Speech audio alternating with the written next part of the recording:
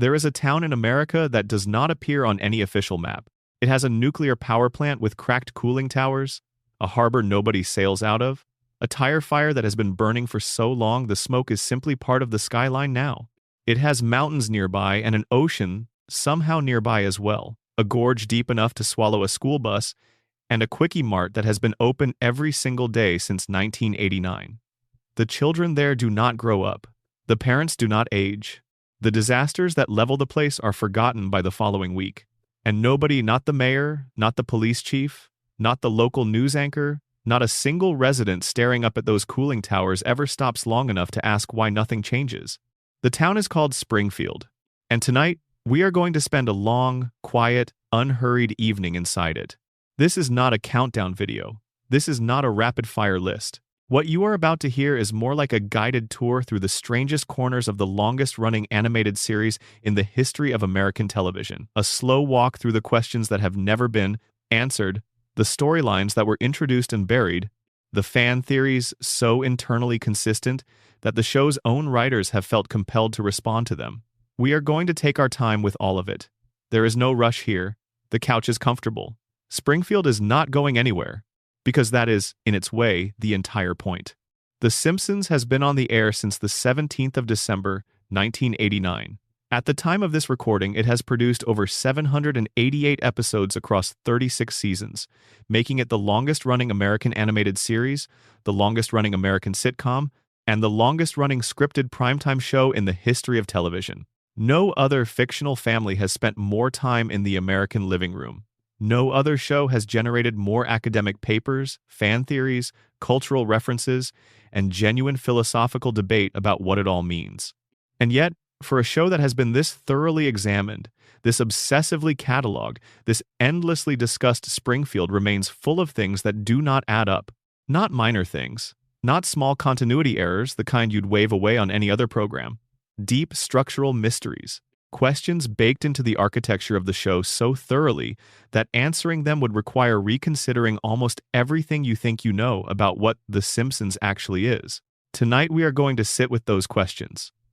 We are going to take them seriously, one by one, without rushing past the parts that feel uncomfortable or strange.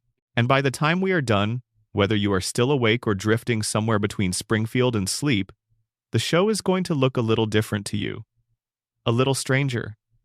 A little sadder, and, in its way, a little more beautiful. Let us start where all good Springfield mysteries start, with the thing that should bother everyone and somehow bothers almost no one. Time. Bart Simpson is 10 years old. He has been 10 years old since 1989. In that span, the actual world has generated an entirely new generation of human beings who were born after The Simpsons premiered, grew up, went to school, graduated from college, entered the workforce, got married, and in some cases had children of their own. 36 years of lived human experience have elapsed, and Bart is still 10, still in 4th grade, still pulling pranks on Principal Skinner, still skateboarding down the same streets, still sitting in the same classroom looking out the same window. Lisa is 8. She has been 8 for those same 36 years. In the real world, a child who was 8 in 1989 is now in their mid-40s. They have a career, probably a mortgage, possibly grandchildren. Lisa Simpson is still in 2nd grade. She is still playing her saxophone by the window at dusk. She is still the smartest person in any room she occupies in Springfield, which is a town that has never once rewarded her for it. Maggie is 1. She has always been 1. She will be 1 forever, sucking on her pacifier with those enormous watchful eyes, observing everything and saying almost nothing. Homer and Marge are somewhere in their mid-30s. They were in their mid-30s in 1989, and they are in their mid-30s now. 36 years of time have passed in the outside world and delivered nothing to either of them. Not a gray hair, not an extra line around the eyes, not a joint that aches when the weather changes. The industry term for this is a floating timeline. It is a standard storytelling device used in long-running animated series to keep the show perpetually contemporary. Each episode is set in whatever year it happens to air. The characters experience modern technology, current events, contemporary culture, but they never accumulate the time those experiences would naturally deposit on a person. They float above chronology, untouched. Most people accept this without much examination. It is a cartoon. Cartoon characters do not age. We understand the convention and we move on. But The Simpsons has been running long enough that the floating timeline has started to generate something more interesting than a simple continuity problem. It has generated a philosophical puzzle. Consider Homer and Marge's origin story. When the show began, their shared history was rooted in the late 1970s. They met in high school during an era of disco music and Watergate hangover. The flashback episodes of the early seasons are full of era-specific detail: the clothes, the music, the references, the cultural texture. Homer and Marge fell in love against a backdrop of leisure suits and the tail end of the Vietnam era, which made perfect sense for two people in their mid-30s in 1989. But the floating timeline keeps moving. If Homer and Marge are still in their mid-30s in 2024, they cannot have met in 1979. The math does not work. So the show has quietly rewritten their origin story multiple times. In later flashback episodes, their high school years migrate forward through the decades. They were teenagers during the grunge era. Then they were teenagers during the early internet era. Their formative years keep sliding forward, keeping pace with the present, and the details of who they were change with each retelling. This means Homer and Marge do not have a fixed past. They have a continuously revised approximation of a past, rewritten as needed to maintain the illusion of a permanent present. Their memories are not stable. Their origin story is a draft that gets updated every few years, and the previous versions are simply discarded. The people of Springfield are not frozen in time. They are something stranger than that. They are living in a state of permanent revision, where the past reshapes itself to fit the present, and the present never moves forward to become a future. It is as if someone pressed pause on them, not on their moment-to-moment lives, which keep generating new episodes and new adventures, but on the very fact of their aging. The clock stopped for them. Not the clock on the wall, the clock inside their cells. And here is what makes that genuinely unsettling when you sit with it long enough. No one in Springfield has ever commented on it. Not once. Not in 788 episodes. Not one character has looked around and noticed that the children have been children for 3 decades. Not one character has glanced in a mirror and thought, there is something wrong here. I should look older than this. The town does not question its own stasis. It simply lives inside it.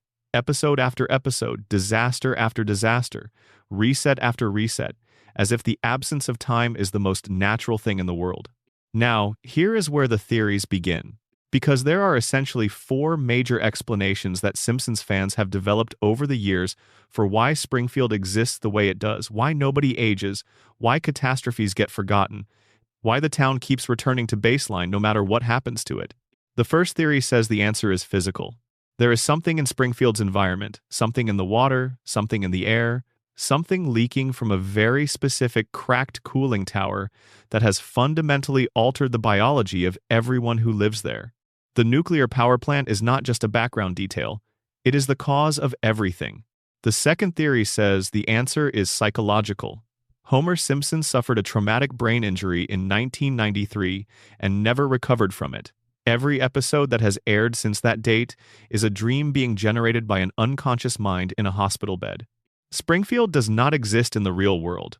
It exists inside the damaged, slowing brain of a man who went under in April of 1993 and has never come back. The third theory is sociological. Springfield is a town that has collectively decided to ignore anything that would disturb its equilibrium. The stasis is not biological or neurological.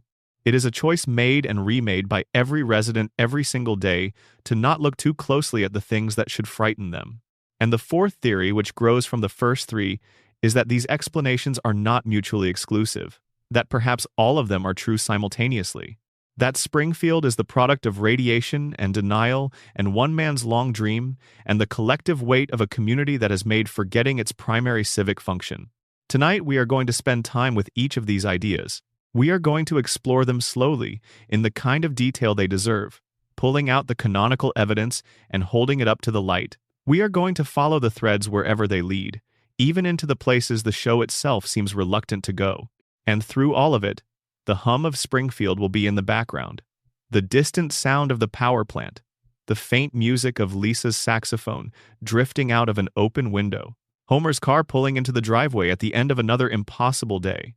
Before we go further, pause for a moment. Drop a comment telling us where in the world you are right now and what time it is where you are. There is something quietly wonderful about knowing that people from completely different corners of the planet are settling in for the same long evening in Springfield. If you have not already subscribed, now is a good time to do that too.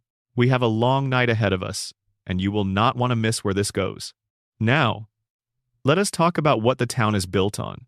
Springfield's geography has been a deliberate moving target since the first episode. Over 36 seasons, the show has placed the town in nearly every region of the continental United States at one point or another.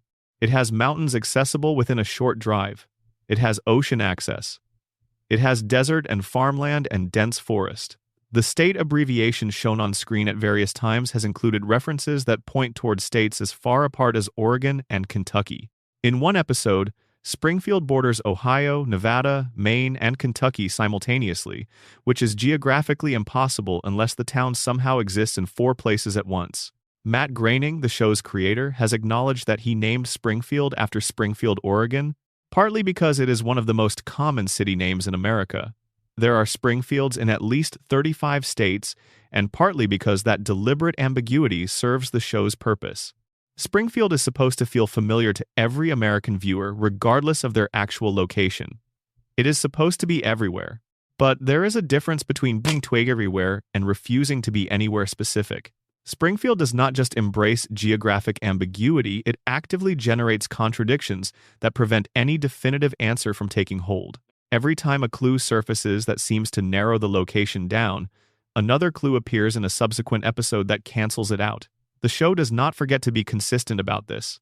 It is consistent about its inconsistency. The ambiguity is maintained with something that looks, from a certain angle, like effort. There is a mundane explanation for why. A town that belongs to no specific state belongs to every viewer. A town with a fixed address in Oregon or Kansas or Kentucky stops being the American town and becomes a particular town, rooted in a specific regional identity that excludes everyone who does not share it. But there is a less mundane explanation, and it is one that intersects with everything else we are going to discuss tonight. A town with no fixed location has no fixed regulatory authority. It has no consistent state environmental agency with jurisdiction over its nuclear power plant. It has no permanent attorney general to investigate its billionaire resident who has been alive since before the turn of the 20th century. It floats between states the way its characters float between years, untouchable, unaccountable, exempt from the ordinary consequences that would fall on any community that actually existed in a specific place. And so we arrive at the question that sits underneath all the others, the question that every Springfield mystery eventually circles back to: what would happen if Springfield had to answer for itself? What would happen if time caught up to it? What would happen if someone could find it on a map, serve it papers, demand an explanation for the cracked cooling towers and the three-eyed fish, and the community of people who look the way they look and survive the things they survive and forget the things they forget? The answer, the show suggests very quietly and across hundreds of episodes, is that Springfield's impossible existence depends entirely on never having to answer that question. The stasis is not accidental. The forgetting is not incidental. The geographic uncertainty is not a joke. They are all part of the same system. A system designed, whether by radiation, or dream logic, or collective denial, or all three, to keep Springfield exactly as it is, forever, with no one on the outside ever being able to get a clear enough look at it to understand what they are seeing. That is what we are going to look at tonight.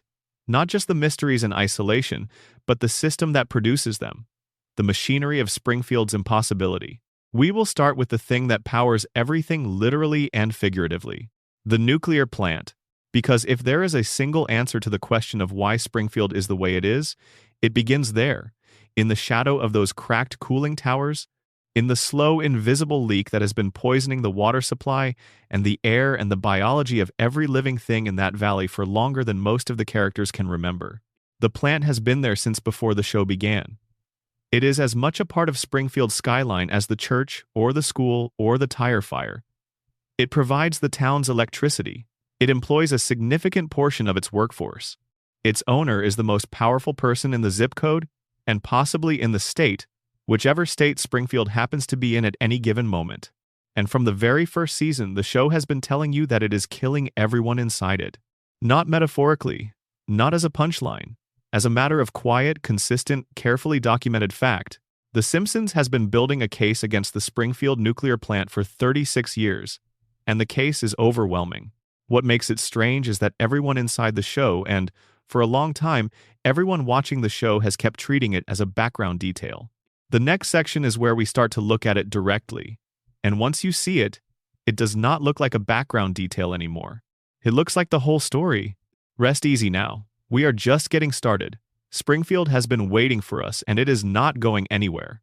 Section 2. The Nuclear Wound. There is a moment in the second season of The Simpsons that should have changed everything. A fisherman pulls a creature from the river near the Springfield nuclear power plant. The creature is a fish. Recognizably a fish, the right general shape, the right approximate size, the appropriate collection of fins. But where a normal fish has 2 eyes, this one has 3. A third eye, centered in its forehead, perfectly formed, looking out at the world with the same expression of mild confusion that seems to inhabit most of Springfield's wildlife. The fish's name, as assigned by the show, is Blinky, and Blinky immediately becomes a national news story within the show's universe. A gubernatorial candidate seizes on the image of the 3-eyed fish as evidence that Charles Montgomery Burns is poisoning the local environment. Burns is forced to appear on live television and eat the fish to demonstrate that it is harmless. The town watches.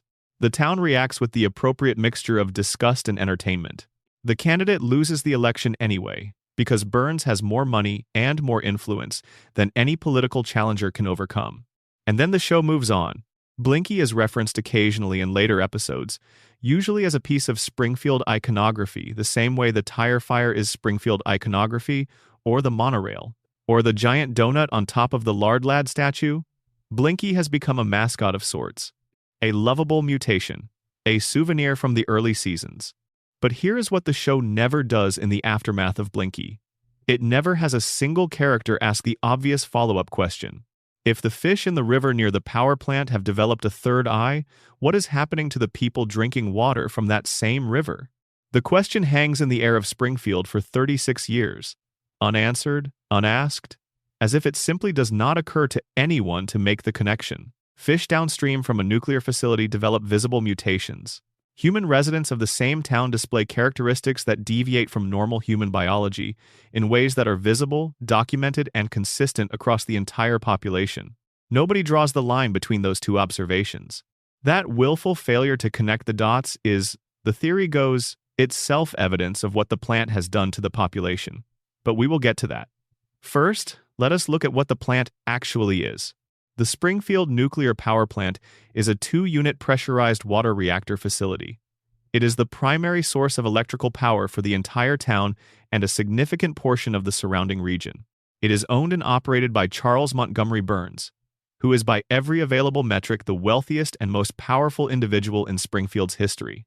A surprise safety inspection of the facility depicted in the show with the kind of casual, matter-of-factness that suggests this is not the first such inspection found. 342 separate violations. Not 3, not a dozen. 342 documented failures to meet basic safety standards for a nuclear power generating facility. The estimated cost to bring the plant into compliance with those standards was $56 million. Burns refused to spend it. This is worth pausing on, because the show occasionally presents this refusal as evidence of Burns's cheapness or his contempt for regulation. But there is a more deliberate reading available. Burns is a billionaire many times over. $56 million is a rounding error in his personal fortune. His refusal to spend it was not about the money. His refusal was about what spending it would require him to acknowledge. To fix the violations, he would have had to document them officially. To document them officially, he would have created a paper trail establishing that the violations existed. A paper trail establishing that the violations existed would invite questions about what those violations had already done to the water downstream, to the air, to the wildlife, to the people who had been living within the contamination radius for decades. Burns did not refuse to fix the problems because he could not afford to. Burns refused to fix the problems because fixing them would have made him responsible for the damage they had already caused. The violations are not just a fire code issue. They are the operational history of 3 decades of leaking, dumping, and ignoring. And that history has a body. The specific violations the show depicts go well beyond procedural failures. Radioactive waste dumped directly into local waterways. Radioactive waste deposited on the grounds of a children's playground. Plutonium, used as a paperweight in an employee's workspace. Cooling towers patched with chewing gum. Luminous rats living in the facility's lower levels, rats that glow, physically, from radiation exposure, running through the pipes and maintenance tunnels of an active nuclear reactor. And, most disturbingly, human skeletons in the basement. The show drops the detail about the skeletons with the same casual energy it deploys for the rats. It shows you the bones. It does not explain who those people were, how they got there, or how it is possible for a working nuclear facility to contain human remains without triggering any kind of investigation. The safety inspector who is theoretically responsible for preventing all of this, the person whose professional mandate is to stand between the plant and catastrophe, sees those skeletons and moves on. That safety inspector is Homer Simpson. Homer's role as the safety inspector at the Springfield nuclear plant is one of the show's foundational jokes. He is, by every measurable standard, catastrophically unqualified for the position.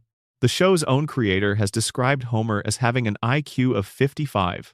A later episode reveals that Homer has had a crayon lodged in his brain since childhood, physically reducing his cognitive function in ways that have gone undetected and uncorrected for his entire adult life.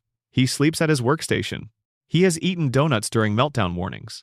He once caused a nuclear incident by throwing a donut into the reactor core to see if it would grow larger.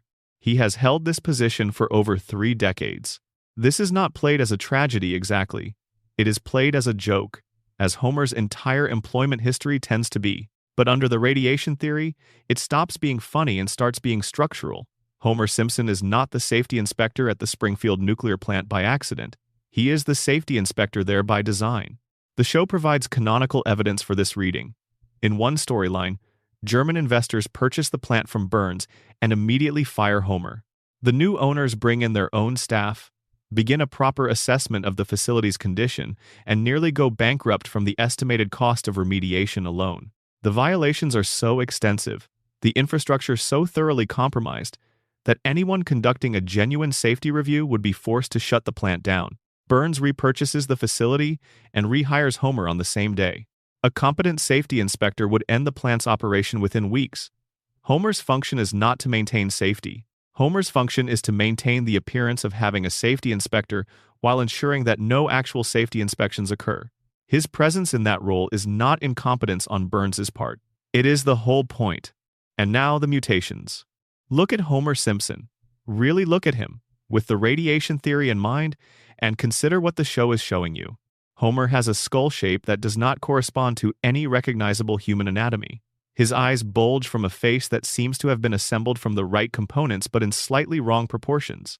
He has 4 fingers on each hand, as does every Springfield resident, but not the celebrities and outsiders who visit town, a distinction we will return to. His IQ registers at a level that qualifies as a clinical intellectual disability. His body absorbs damage that would kill a healthy adult human being multiple times over. He has been shot, electrocuted, fallen off cliffs, been struck by vehicles, been blown up, and in every case recovered completely, not slowly, not with lasting injury, but with a speed and completeness that suggests his physiology has been altered at some fundamental level. His healing is not cartoon resilience of the kind that appears across the whole cast. Homer specifically can survive things the show acknowledges should be fatal. And Homer specifically has spent his entire adult life in direct proximity to an active nuclear reactor core, in a facility that the show has established is leaking constantly, in a town that was already contaminated before he was born.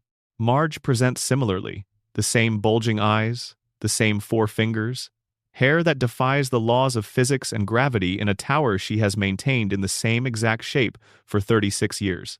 Marge worked at the nuclear plant herself for a period. Both parents were absorbing Springfield's contaminated environment before any of their children were conceived. And then consider their children. Bart, Lisa, Maggie, all 3 born in Springfield, raised in Springfield, drinking the same water and breathing the same air every day of their lives. All 3 displaying the same physical characteristics. The spiky hair that maintains its shape in ways that hair does not maintain its shape. The overbites, the eyes, the yellow skin. That yellow skin.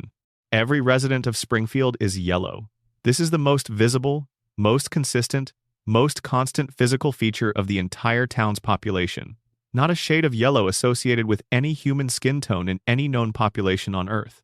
A particular bright, saturated, crayon box yellow that appears on every face in every household on every street in every corner of Springfield. Except on the visitors.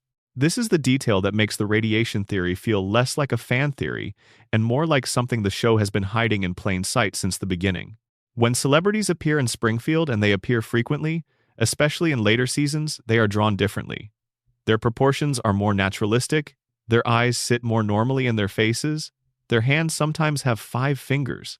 They look like people drawn by someone who is trying to render a human being accurately, while Springfield's permanent residents look like people who have been changed by something in the environment they inhabit. The standard explanation is that this is just the art style. The Simpsons uses a distinctive visual language, and characters who exist outside that world are drawn in slightly different styles to highlight their outsider status. But within the internal logic of the show's universe, there is a different explanation available. The visual difference between Springfield residents and outsiders is not an animation choice. It is a documentation of what living in Springfield does to the human body. The yellow skin, the 4 fingers, the bulging eyes, these are not the way the show's artist chose to draw people. They are the way the show is telling you these people look, within the world the show has built.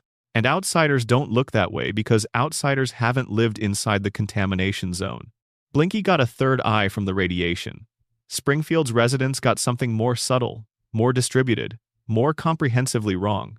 The fish's mutation is visible and dramatic and generates national news within the show. The residents' mutations are visible and consistent and have been generating quiet evidence for 3 decades, and nobody has called a press conference. The apex of the radiation theory's canonical support arrives in the Springfield Files, a Season 8 episode built around a crossover with the X-Files. Homer sees a figure in the woods near Springfield that he is convinced is an alien. The town panics. FBI agents are dispatched. The episode builds toward a dramatic revelation in the tradition of the X-Files' own mystery box storytelling, and when the reveal comes, it is genuinely startling. The figure in the woods is not an alien. It is Mr. Burns. Burns has been undergoing a weekly medical treatment so intensive, so loaded with radiation therapy and experimental compounds, that his body emits a visible green glow afterward. The treatments are required to keep him alive. Without them, he has approximately 7 days before his biological systems begin to fail. The regimen is so extreme that, after each session, Burns wanders out of the medical facility in a dazed, euphoric state, stumbling through the woods surrounding Springfield like something that has emerged from another world. He literally glows in the dark. Now consider what the show is actually telling you in that moment. The richest man in Springfield, the owner of the nuclear power plant, the man who has more access to medical knowledge and resources than anyone else in the community, is so saturated with radiation that his body emits visible light. His survival depends on the controlled management of radioactive exposure, administered on a weekly schedule by a team of specialists who serve only him. Burns is not being harmed by radiation. Burns has built a relationship with radiation. His body has been altered by proximity to nuclear material over a very long lifetime, to the point where it can no longer sustain itself without external radiation input. He requires it the way a normal human body requires food. This is not a metaphor. This is what the show depicts, in specific clinical detail, in a canonical episode.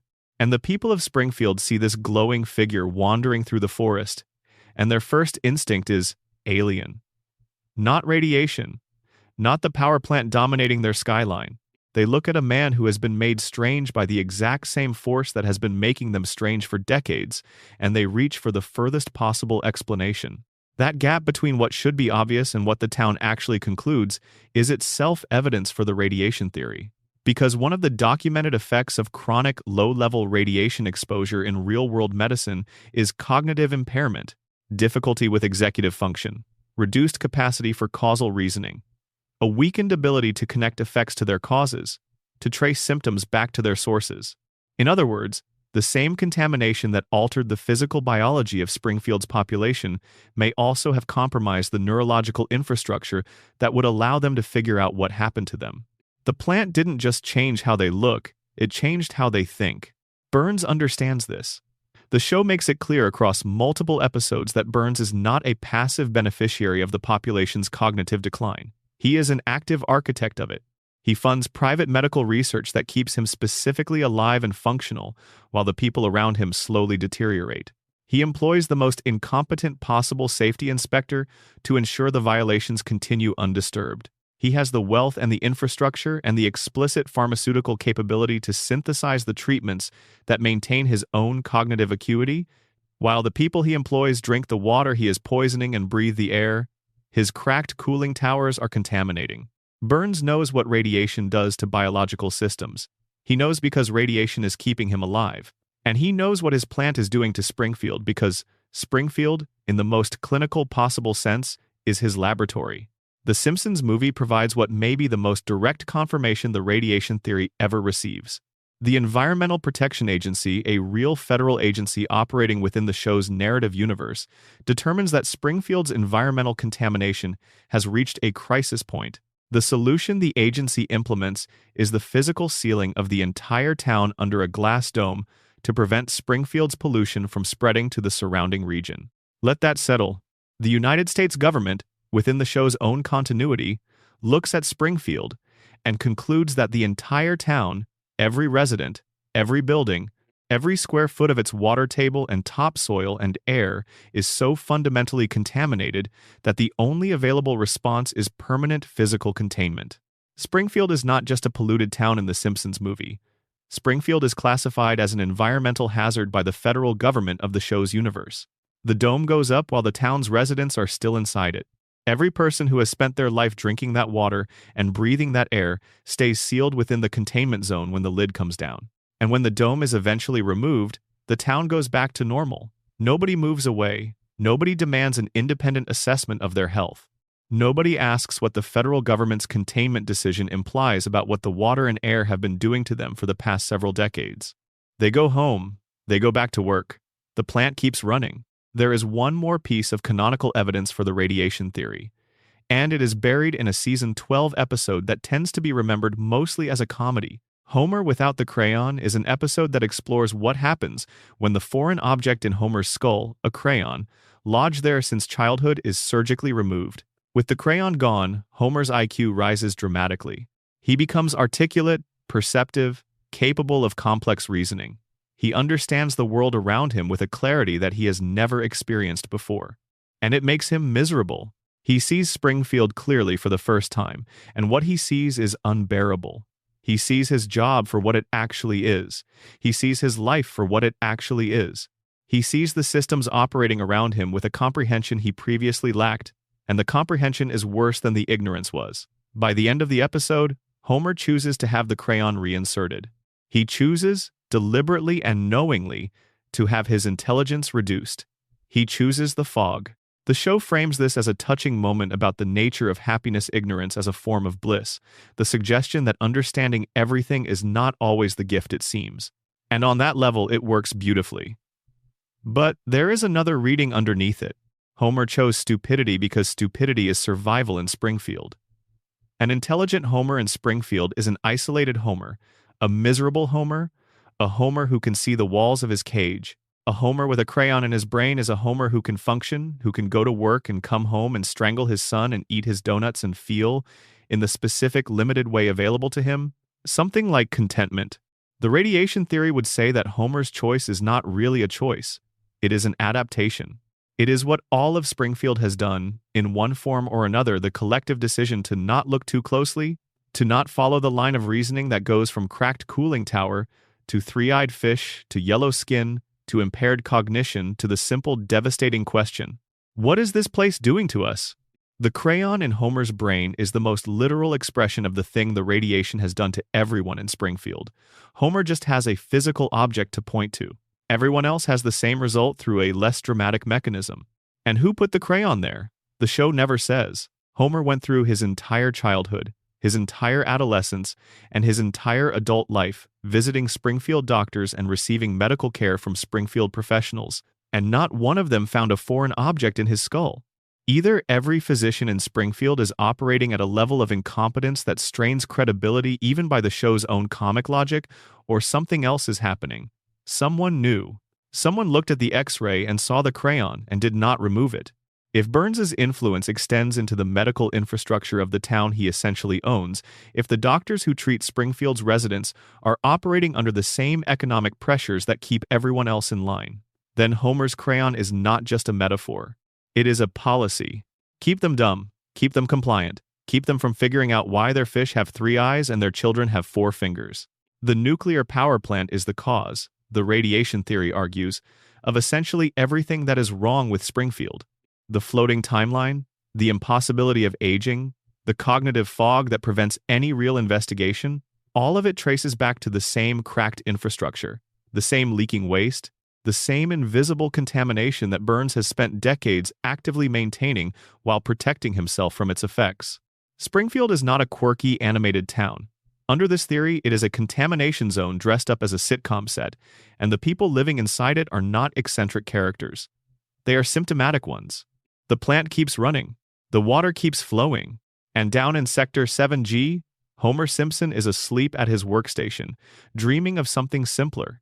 Which brings us, quietly, to the theory about what Homer might actually be dreaming of.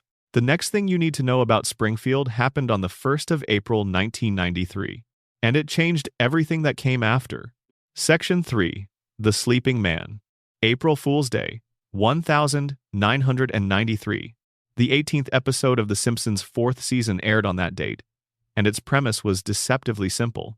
Bart plays a series of escalating pranks on Homer to mark the occasion, each one building on the last until the final prank crosses a line that the show has always been reluctant to cross, the line between comedic harm and actual consequence.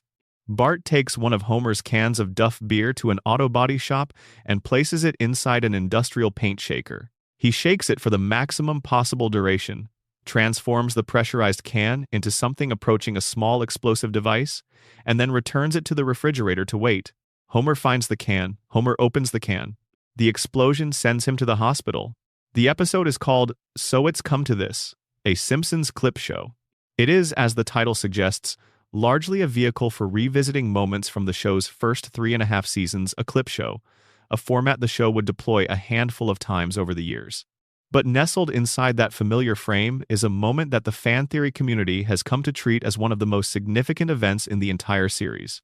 While Homer is lying in his hospital bed recovering from the initial injuries, he spots a vending machine across the room. He wants a candy bar. He pulls himself out of bed. He reaches for the machine.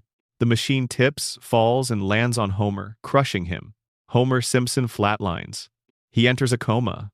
Not a dream sequence, not a cutaway, not a treehouse of horror scenario existing outside the show's main continuity. A genuine, canonical, medically depicted coma that lasts, within the show's own timeline, for 7 weeks. The episode eventually shows Homer regaining consciousness. Bart stands by his bedside, tearfully confessing that the whole April Fool's escalation was his fault. Homer, in characteristic fashion, springs back to life and immediately starts strangling his son. The family laughs, the credits roll. The incident is filed away as a completed story, a clip show framing device that landed Homer in the hospital, but ultimately produced no lasting damage. Except for one detail in the episode's final scene. Homer is told, clearly and on screen, that he has lost 5% of his brain function as a result of the coma. 5% of his cognitive capacity is permanently gone. Destroyed. Not going to return. And Homer's response to learning that he has suffered permanent brain damage is to laugh while simultaneously saying that he does not understand why he is laughing. The family finds this charming. Nobody finds it alarming. The episode ends, and The Simpsons continues for 32 more seasons as if nothing happened. Unless nothing did happen. Unless Homer never woke up at all. This is the Homer coma theory, and it is the most extensively debated fan interpretation in the show's history.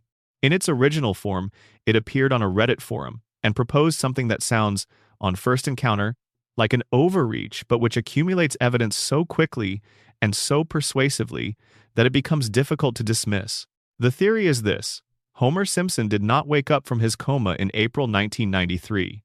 The moment in the episode where he appears to regain consciousness is not a genuine awakening. It is the first moment of the dream. Every episode that has aired since that date, every storyline, every character development, every celebrity appearance, every impossible adventure, every reset after every catastrophe is a product of the comatose mind of a man lying in a hospital bed at Springfield General, gradually losing brain function, while his family sits beside him and waits for him to open his eyes. The evidence, when you begin to collect it, is genuinely startling. Consider the tonal shift. Before the coma episode, The Simpsons was a fundamentally different show. Not a different show in the casual sense people mean when they say a series changed over time. A different show in the specific documentable sense that its stories operated within a recognizable set of realistic constraints. Season 1 and 2, Homer struggled with alcoholism. He watched Marge consider whether she was happy in their marriage. He experienced genuine economic anxiety about his ability to provide for his family. Bart confronted the very real possibility of being held back a year in school. Lisa developed a crush on a substitute teacher and experienced the painful confusion of early adolescence. These are grounded, relatable, human stories. They are exaggerated through the show's comedic lens, but their emotional core is rooted in the kinds of situations actual people find themselves in. Financial stress, marital doubt, academic failure. The ordinary turbulence of family life. After the coma episode, something shifts. The shift is not immediate. It does not happen in the next episode, or even in the rest of the fourth season. But across seasons 5, 6, 7, and beyond, the nature of the show's storytelling changes in ways that become increasingly difficult to attribute to simple creative drift. Homer goes to space. Not as a fantasy sequence, not as a dream, as a canonical episode in which Homer Simpson trains with NASA and is launched into orbit. Homer joins a secret society with genuine supernatural overtones. Homer meets God. Not a godlike figure, not a metaphorical representation. Homer has direct, face-to-face conversations with God on multiple occasions, and those conversations are presented within the show as real interactions. Homer's mother, who he believed died when he was young, turns out to be alive and living as a fugitive radical, hunted by the FBI at the behest of Mr. Burns. Homer befriends celebrities at a rate that begins to seem less like coincidence and more like a dream logic where famous names keep surfacing because a comatose brain is absorbing fragments of external media and weaving them into the simulation. The escalation is so consistent that even the show's casual fans have spent 2 decades debating the moment when The Simpsons lost something. There is a well-worn internet debate about which season marks the point where the show's quality declined, and the answers cluster around the same general period somewhere between seasons 8 and 10, depending on who you ask. The Golden Age gives way to something stranger, more surreal, more detached from the show's original emotional architecture. The coma theory has a precise answer for when this happened. It did not happen in season 8 or season 10. It happened in the 18th episode of season 4, when a vending machine fell on Homer Simpson and he stopped being awake. The Simpsons did not get worse. Homer's brain got worse, and the show has been documenting the deterioration ever since. Here is the detail that haunts the theory most. 6 months before the coma episode in the season 4 premiere, Homer the Heretic, Homer has a conversation with God.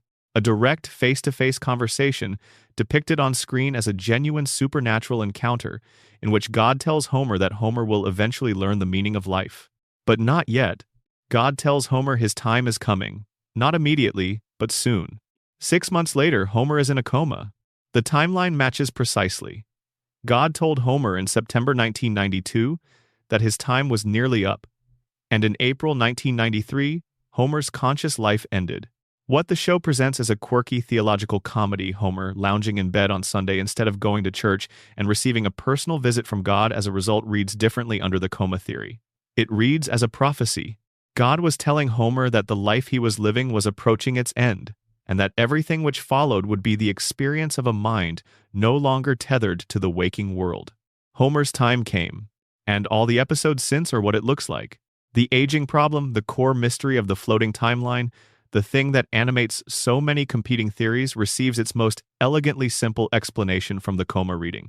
Nobody in Springfield ages because they exist inside the mind of a man who went unconscious in April 1993 and has never come back. Homer's comatose brain cannot imagine his children growing older because he was not present to observe it happening. His wife cannot age in the dream because the last time he saw her clearly, she looked exactly as the show depicts her. His friends, his neighbors, his co-workers, all of them frozen at the ages and in the forms they held on the day the vending machine fell, because those are the only versions of them that Homer's memory contains. Dreams are not forward-looking. They do not extrapolate. They reconstruct. They build from the last clear image available, and then they loop and elaborate and extend that image through the logic of the unconscious mind, which is not the logic of waking life. The dream does not know that time has passed. The dream is not trying to simulate 2024. The dream is trying to maintain the last moment Homer successfully inhabited, stretching and decorating it until it fills the space of the years he has been missing. Bart is 10 because Homer went under when Bart was 10. Lisa is 8 because Homer went under when Lisa was 8.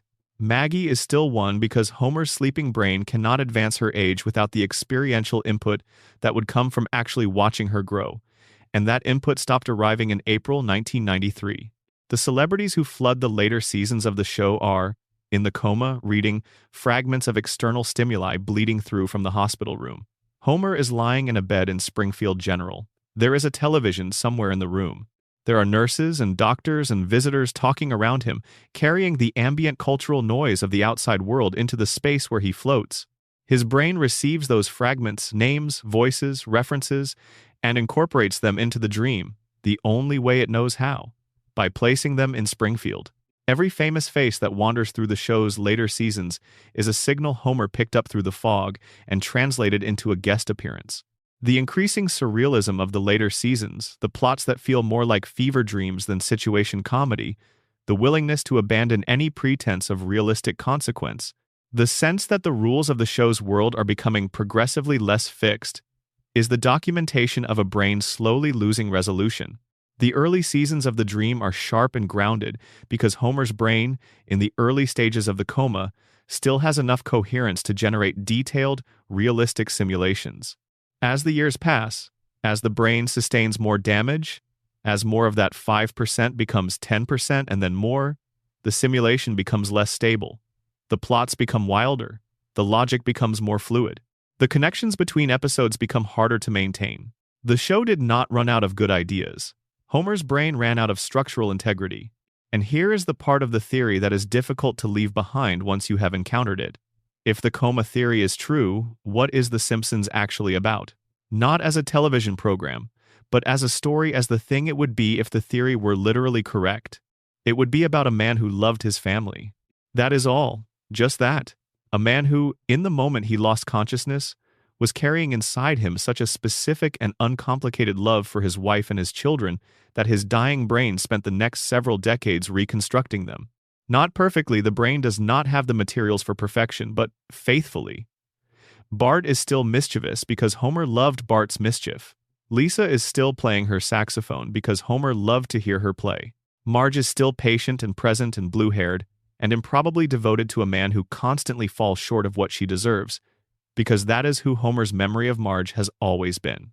Maggie is still 1 year old, still small enough to hold, because somewhere in the failing architecture of Homer's unconscious mind, there is a need, a desperate fatherly need to keep her small. He cannot watch her grow up. He cannot be there for the milestones. He cannot hear her first full sentence, or see her first day of school, or hold her hand at any of the significant moments that accumulate across a childhood. So the dream keeps her at 1. It keeps her at the age where she still fits in his arms, where she still looks up at him with those enormous eyes, where the relationship between father and infant daughter is still simple enough to be held without breaking. The family on Evergreen Terrace is not a comedic premise. Under the coma theory, it is a monument.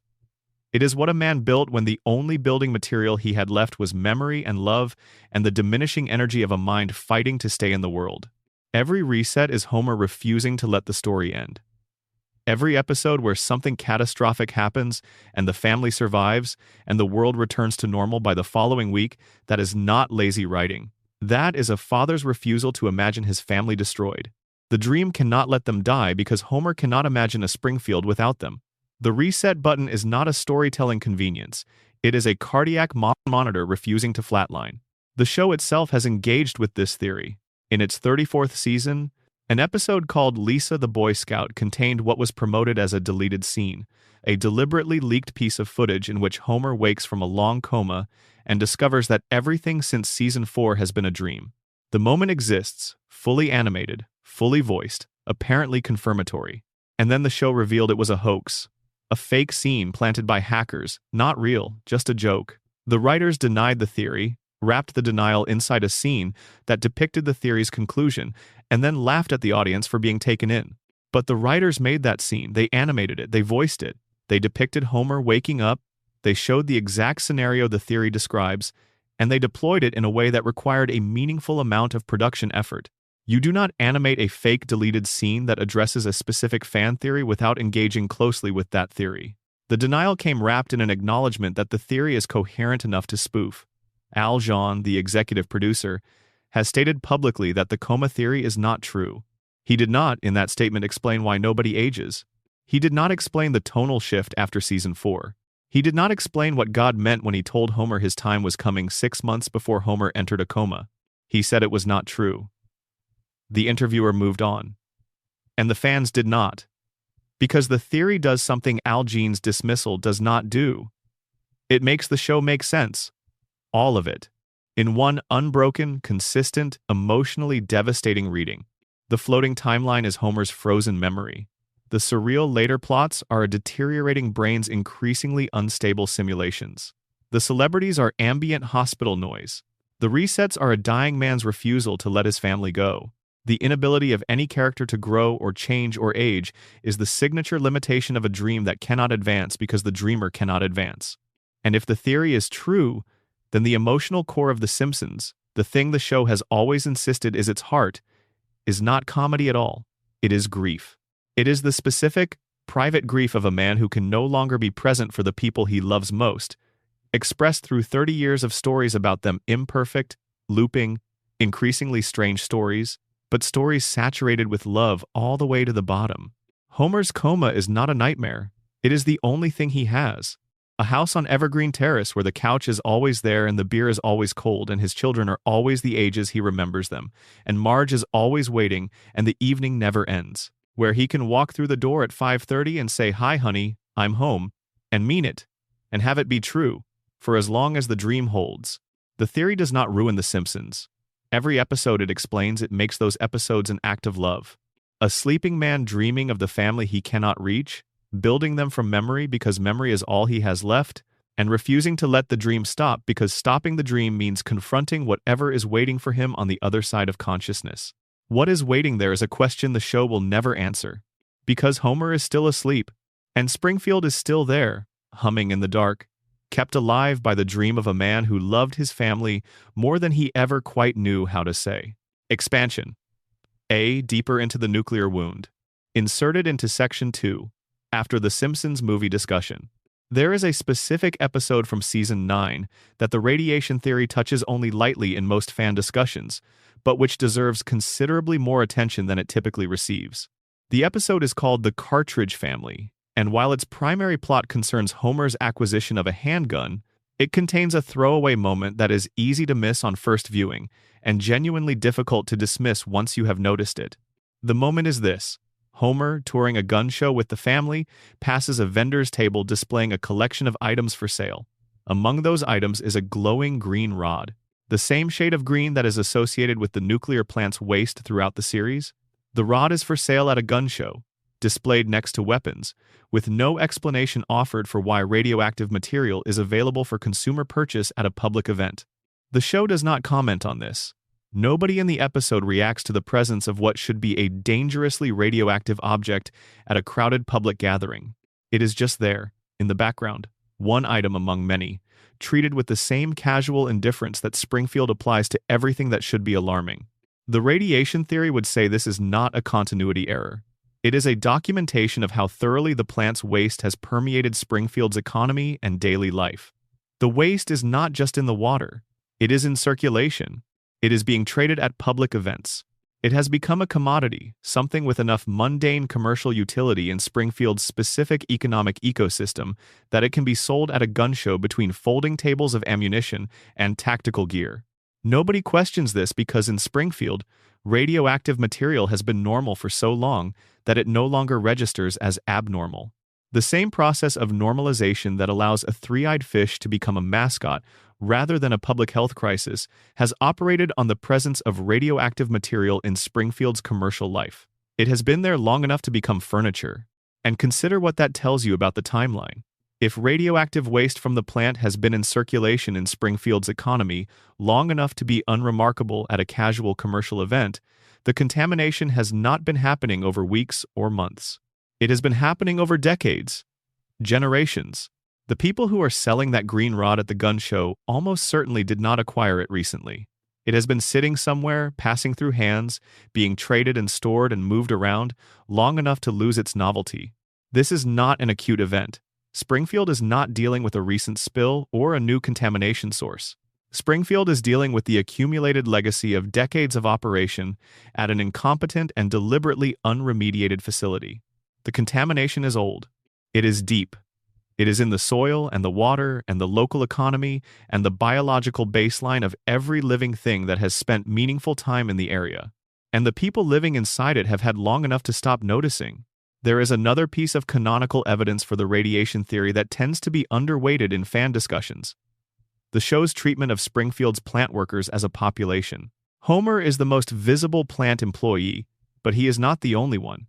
The plant has a workforce, a substantial one, given that it is the town's primary employer. These workers appear in background scenes, in episodes set at the facility, in crowd shots during events where plant employees are gathered. The plant workers, as a group, look like Springfield. They have the same physical characteristics as every other Springfield resident. The same bulging eyes, the same 4 fingers, the same proportions that deviate from normal human anatomy in the same consistent ways. They are not distinct from the rest of the population. This is either the show's art style applied consistently across all characters, or it is documentation that the people who have worked inside the plant itself, closer to the reactor core, more continuously exposed to whatever is leaking, more directly in the path of whatever the facility is generating, are indistinguishable in their physical presentation from everyone else in Springfield. The radiation theory would read this as confirmation that the contamination is not localized to the plant's immediate vicinity. It has spread. It has reached every household, every school, every corner of Springfield's geography. The workers are not more affected than the general population because the general population is already maximally affected. The contamination is so thoroughly distributed through Springfield's environment that there is no meaningful difference in exposure between someone who works at the plant and someone who lives across town and has never been inside the plant facility. They are all downstream of the same source. They are all drinking from the same poisoned well. The workers just have slightly more concentrated exposure to the thing that is already in all of them. And then there are the animals. Blinky the fish gets the most attention in discussions of Springfield's mutated wildlife. For obvious reasons, 3 Eyes is dramatic, visible, photograph-worthy. But the radiation theory's case does not rest on Blinky alone. The show's depiction of Springfield's animal life includes numerous instances of biological deviation from normal animal anatomy. Santa's little helper, the family's greyhound, has the same bulging eyes as his owners, the same proportions that do not quite match real canine anatomy. He is depicted, across hundreds of episodes, with physical characteristics that mirror the characteristics of Springfield's human population in ways that cannot be attributed entirely to the show's decision to draw animals in an anthropomorphic style. Real animals in The Simpsons, when they appear, are not always drawn the same way. The family's fish, their various short-lived pets, the wildlife that appears in episodes set outside Springfield, some of these are drawn with more realistic animal proportions than Santa's little helper consistently receives. The dog looks like a Springfield resident because the dog is a Springfield resident, in the specific sense that matters for the radiation theory. He has been living in the same contaminated environment, drinking the same contaminated water, breathing the same contaminated air for his entire life. The contamination does not discriminate between species. It affects the biology of whatever organism inhabits the contaminated zone. Fish, dogs, humans, all exposed, all affected, all showing the same general category of deviation from normal biological baselines. Springfield is not just a town with a pollution problem. Under the radiation theory, Springfield is an ecosystem in transformation. The contamination from the plant has been operating on every living thing in the valley for long enough to produce consistent, species-wide changes. The biology of Springfield is different from the biology of anywhere else. The people look different, the animals look different, the mutation is distributed across the entire food web, and the fact that nobody in Springfield has yet managed to connect these dots in a sustained, consequential way is itself a product of the same process. The plant damaged their ability to understand what the plant did to them. This is the most elegant and most devastating aspect of the radiation theory. It is self-sealing. The contamination that produces the physical changes also produces the cognitive changes that prevent recognition of the physical changes. The cause and the effect are designed to be invisible to each other, not deliberately designed, not as a conscious strategy, but as a natural consequence of the specific way that chronic low-level radiation exposure affects both physical development and neurological function. Burns understood this early. He has spent decades managing his own radiation exposure with resources the population does not have, maintaining his own cognitive acuity through treatments the population cannot access, observing the effects of the contamination on the town around him with the clear-eyed attention of someone who is not himself impaired by what he is observing. He watches Springfield the way a researcher watches a controlled experiment. He adjusts variables when necessary: Homer's employment, the safety inspection regime, the political climate around environmental regulation, to maintain conditions that serve his purposes. He is the only person in Springfield who can see the whole picture clearly, because he is the only person in Springfield who has protected himself from the thing that is blurring everyone else's vision. The other residents cannot see the experiment because they are the experiment. Expansion B deeper into the sleeping man. The coma theory gains additional texture when you examine the specific ways Homer's dream world departs from ordinary cartoon logic. Most animated shows of the Simpsons era operate under a consistent set of physics and social rules that remain stable across episodes. The world of the show is simplified compared to the real world because it is an animation, because the storytelling conventions require it, but it is internally consistent. Characters behave according to predictable motivations. Cause and effect operate in recognizable ways. The social fabric of the show's world functions according to rules that the audience can learn and rely on. The Simpsons in its early seasons functioned this way. The Springfield of seasons 1 through 3 was internally consistent in its own specific way. The rules were established. The social fabric held together. The characters' motivations were predictable within the parameters of their established personalities. After the coma episode, the consistency begins to erode. Not immediately, not in the next episode, but gradually across the following seasons in ways that track with what we know about cognitive deterioration over extended periods of unconsciousness. The earliest stages of the dream maintain the most coherence, because the comatose brain still has enough integrity to run a detailed simulation. The dream Springfield of seasons 5 and 6 is strange but navigable. It has escalated beyond the original show's realistic constraints, but it still feels like a comprehensible place where comprehensible things happen to comprehensible people. As the seasons continue, the coherence becomes more variable. Individual episodes remain sharp. The dream can still generate a fully realized, internally consistent story within the span of 22 minutes. But the connections between episodes become harder to maintain. Continuity issues multiply. Character motivations that were once stable become unpredictable. The same character can behave one way in one episode and in a completely contradictory way in the next, with no in-narrative explanation for the change. This is not a writing failure. The writers of The Simpsons have always been among the most capable in television. This is the documentation of a dreaming brain losing the ability to maintain consistent characterization across the full span of its simulation. The dream can still do an episode. The dream cannot always remember what it decided about a character last week. The increasing reliance on celebrity cameos in later seasons tracks with the coma theory's explanation of how Homer's brain sources material. As the brain loses integrity, it relies more heavily on external stimuli rather than internal construction to populate the dream world. The early seasons drew primarily on Homer's own memories and internal construction, the characters he knew, the situations he had experienced, the relationships he understood.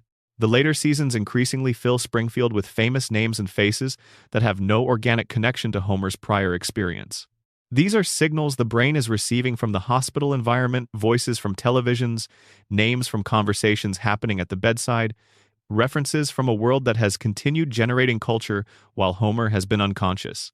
The dream incorporates them not because Homer knows these people, but because those names are arriving through the noise, and the brain is using whatever material it can find to keep the simulation running.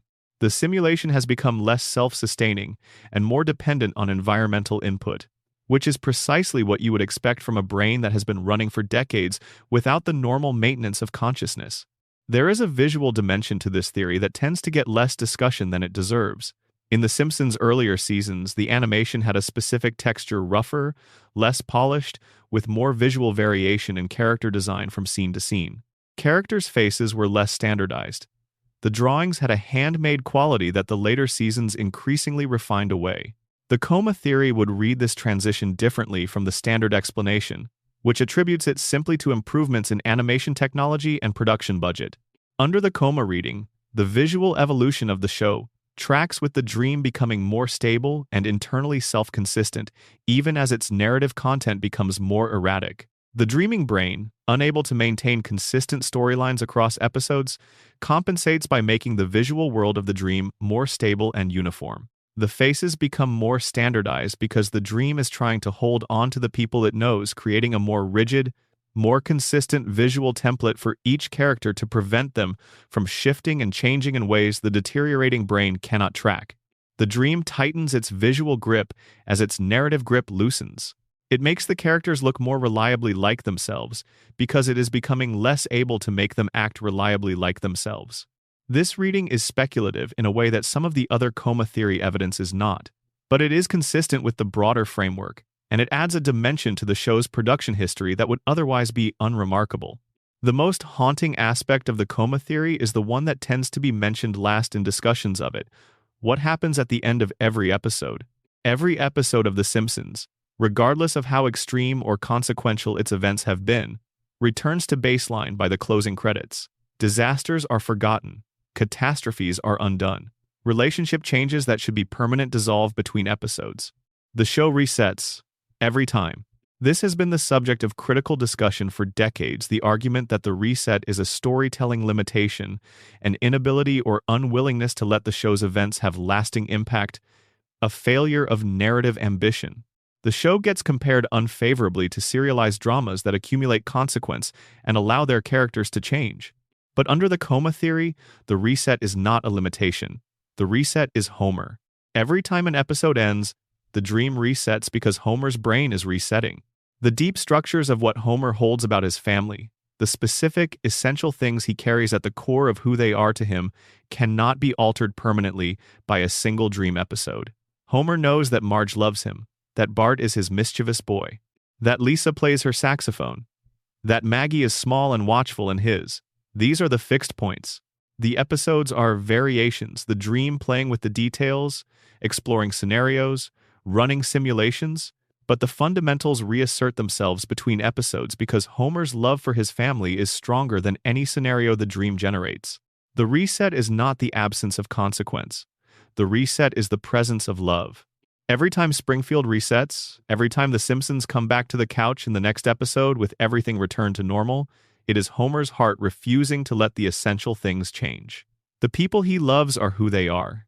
The dream can deviate from that for 22 minutes. It cannot deviate permanently. Because Homer does not dream a Springfield where Marge stopped loving him, or where Bart grew cold, or where Lisa gave up her saxophone and her idealism, he cannot dream that.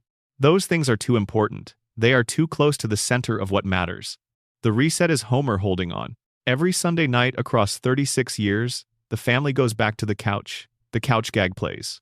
Homer runs in through the front door. They sit down together, and Homer holds on. That is what every episode of The Simpsons actually is. Expansions see deeper into the Burns mystery. The question of who shot Mr. Burns benefits from one additional layer of analysis that most discussions of the mystery tend to skip: the question of what Burns himself knew and when. Burns was shot. He was found on the town sundial with a bullet wound. He was transported to Springfield General and placed in a coma.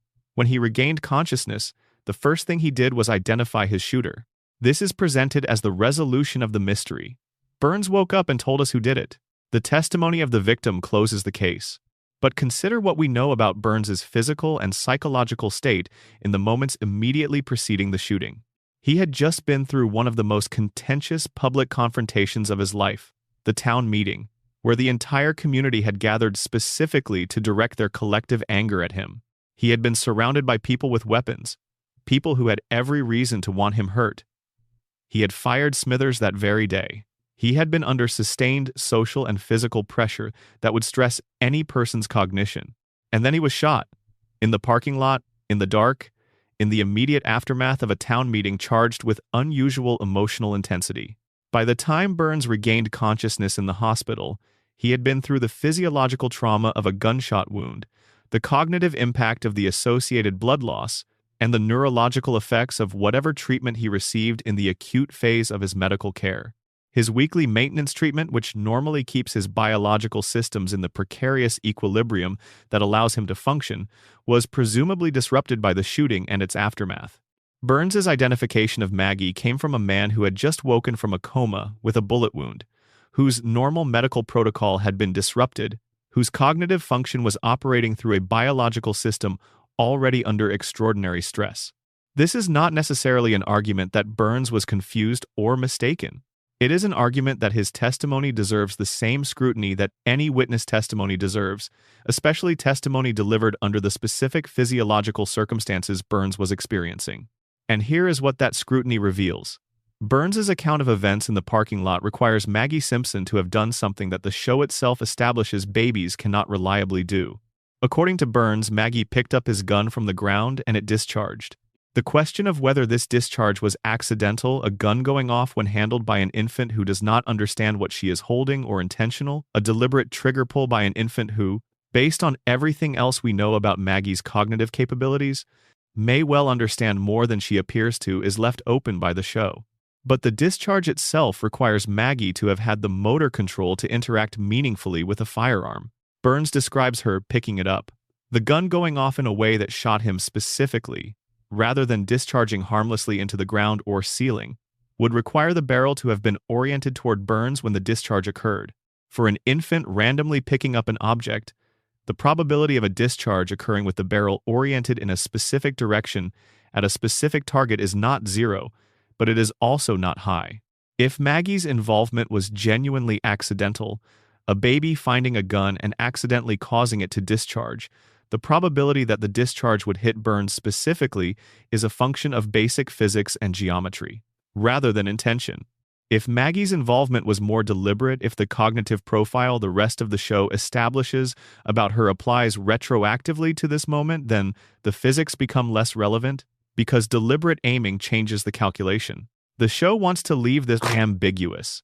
It wants Maggie's guilt to be simultaneously confirmed by Burns's testimony and by her final gesture in the empty hospital room, and simultaneously deniable by the argument that babies cannot intentionally shoot people and that whatever happened was accidental.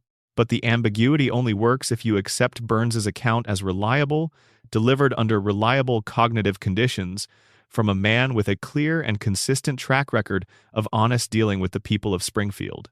Mr. Burns does not have a consistent track record of honest dealing with the people of Springfield. Mr. Burns has a consistent track record of protecting his interests through whatever means are available to him. If his interests, in the moment he regained consciousness in that hospital bed, were served by a conclusion that assigned the shooting to someone who could not be prosecuted, if naming the real shooter carried risks or costs that naming Maggie did not, then the testimony that closed the case is built on a foundation that the show has never examined carefully. The case was closed on the word of a man who has spent a century lying to Springfield about what he is doing to it. That is worth sitting with. Expansion D.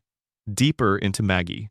There is a specific reading of Maggie's strategic silence that becomes available when you look at the full scope of the show's run, not just individual episodes, but the pattern of what she does and when she does it. Maggie acts in moments of genuine consequence. She does not intervene in trivial situations. She does not reveal her capabilities in order to impress anyone or gain recognition. Her interventions are targeted, specific, and almost always occur at moments when intervention is necessary to prevent a serious negative outcome. She saved Homer's life in the episode where he was nearly killed in the bowling alley by a ball polishing machine by managing the controls in a way that required physical coordination and decision-making beyond what a 1-year-old should possess. She saved the family from a kidnapper in a later episode, again through physical intervention that required abilities she is not supposed to have. She prevented crises in daycare settings that the adult staff were either unable or unwilling to address. The pattern here is not a baby randomly demonstrating impressive abilities. It is a highly capable individual choosing to act in precisely the situations where action is required and staying invisible in the situations where it is not. Maggie does not use her capabilities promiscuously. She deploys them selectively, in a way that suggests an ongoing cost-benefit calculation about when intervention is worth the risk of being noticed. The cost of being noticed, as we have established, is high in Springfield. Being noticed means being assessed. Being assessed means being required to meet expectations. Lisa has been assessed and is expected to be brilliant, and is held to that expectation, and it weighs on her. Homer has been assessed as incompetent and is held to that expectation and cannot escape it regardless of what he does. The people of Springfield carry the assessments they have received, like identity documents not necessarily accurate, but very difficult to change once issued. Maggie has not been assessed because Maggie has not been noticed in the way that would generate an assessment. She is the baby. Babies are expected to be limited. The expectation creates the invisibility that creates the freedom.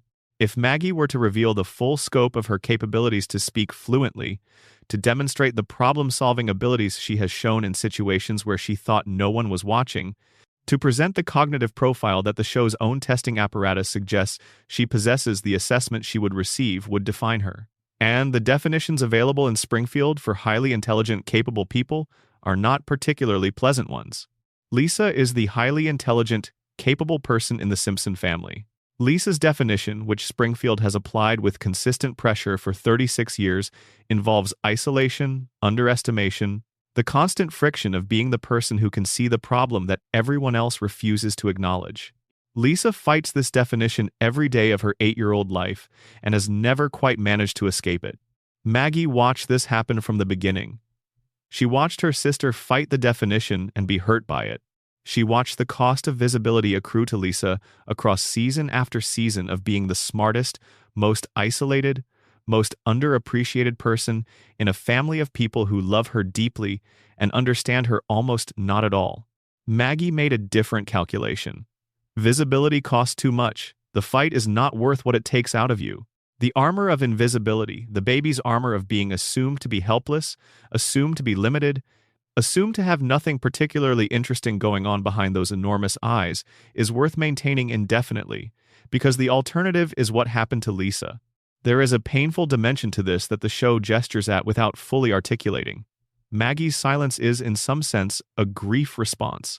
She watched her sister be hurt by the same family that loves them both, by the same town that would defend them both to the last, by the same community whose love and whose limitations are indistinguishable from each other.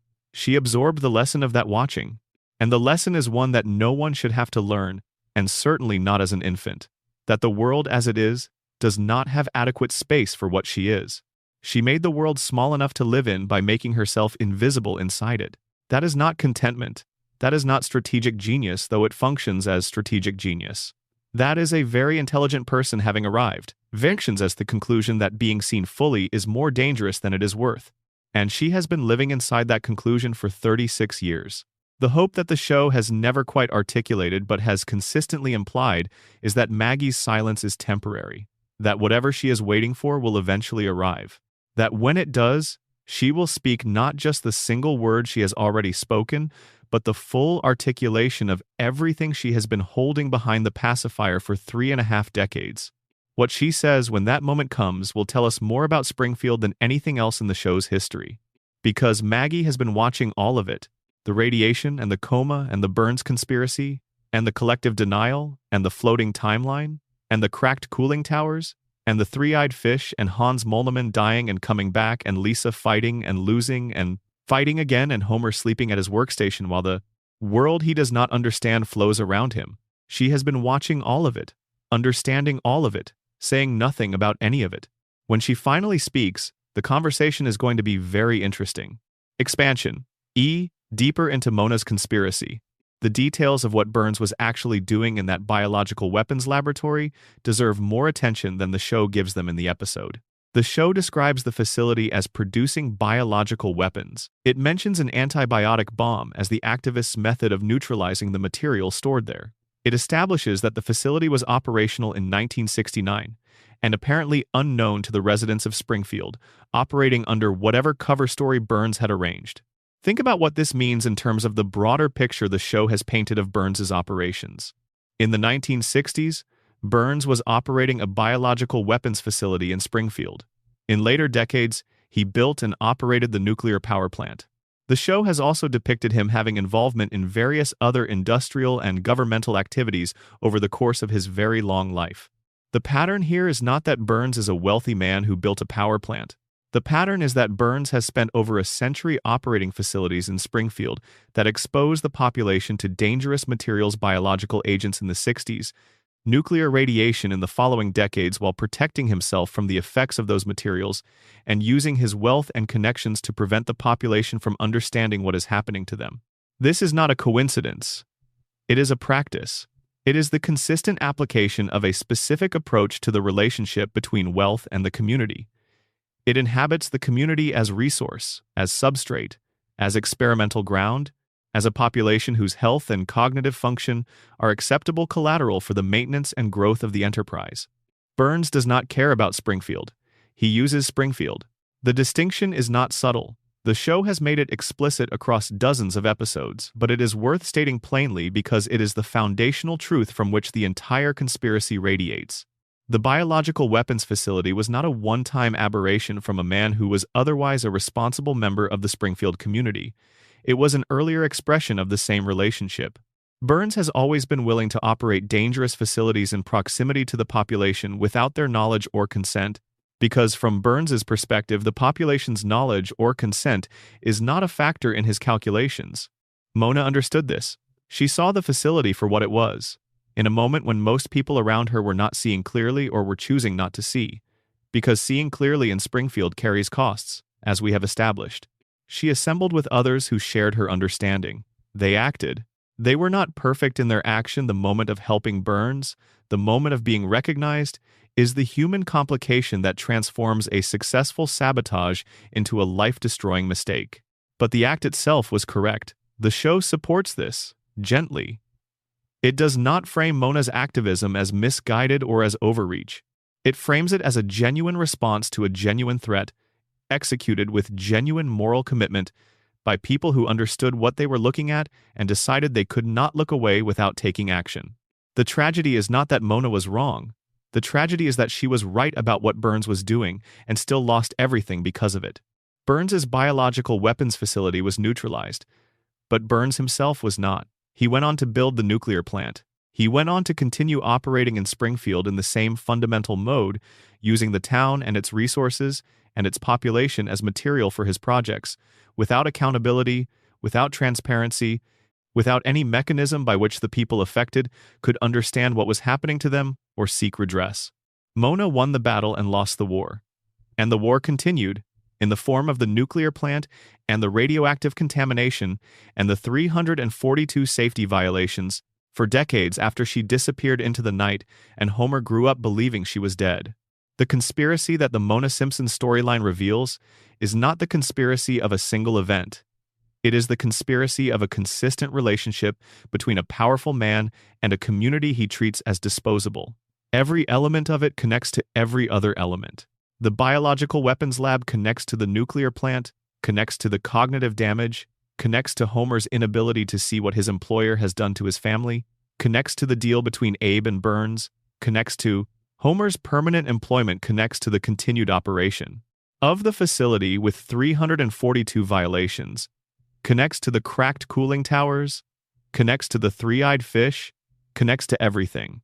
The theory does not require Burns to have planned all of this consciously from the beginning as a coherent strategic project. It requires only that Burns has always acted in his own interest, that his interests have always involved using Springfield as a resource, and that the accumulated effects of a century of those actions have produced the Springfield we see, the town, with the yellow people and the mutated fish and the cognitive fog, and the child who has been 8 years old for 36 years? Because something in the water and air and generational damage of the place she was born in has held her there. Burns did not set out to create Springfield. He just never stopped taking from it. And what you get, after a century of taking, is exactly this. Expansion F, the principal and the pauper, the town that chose its lie. The episode known in fan circles as the most hated in the Simpsons run deserves a full re-examination because the things that fans hated about it are the things that make it the most important episode the show has ever produced. Season 9, Episode 2, The Principal and the Pauper. September 1997. The episode introduces Armin Tamzarian, the man Springfield has known as Principal Seymour Skinner, and reveals that he is not Seymour Skinner at all. He is a former street punk who assumed a dead soldier's identity, was welcomed into that soldier's family, built a life in that stolen identity for 20 years, and is only exposed when the real Seymour Skinner, very much alive, a veteran who survived a POW camp and made his way home to find his life occupied, walks through the door of Springfield Elementary. The show then does something that no television episode in memory had quite done before. It depicts the community voting, explicitly and unanimously, to reject the truth. They do not vote on what to do about the fraud.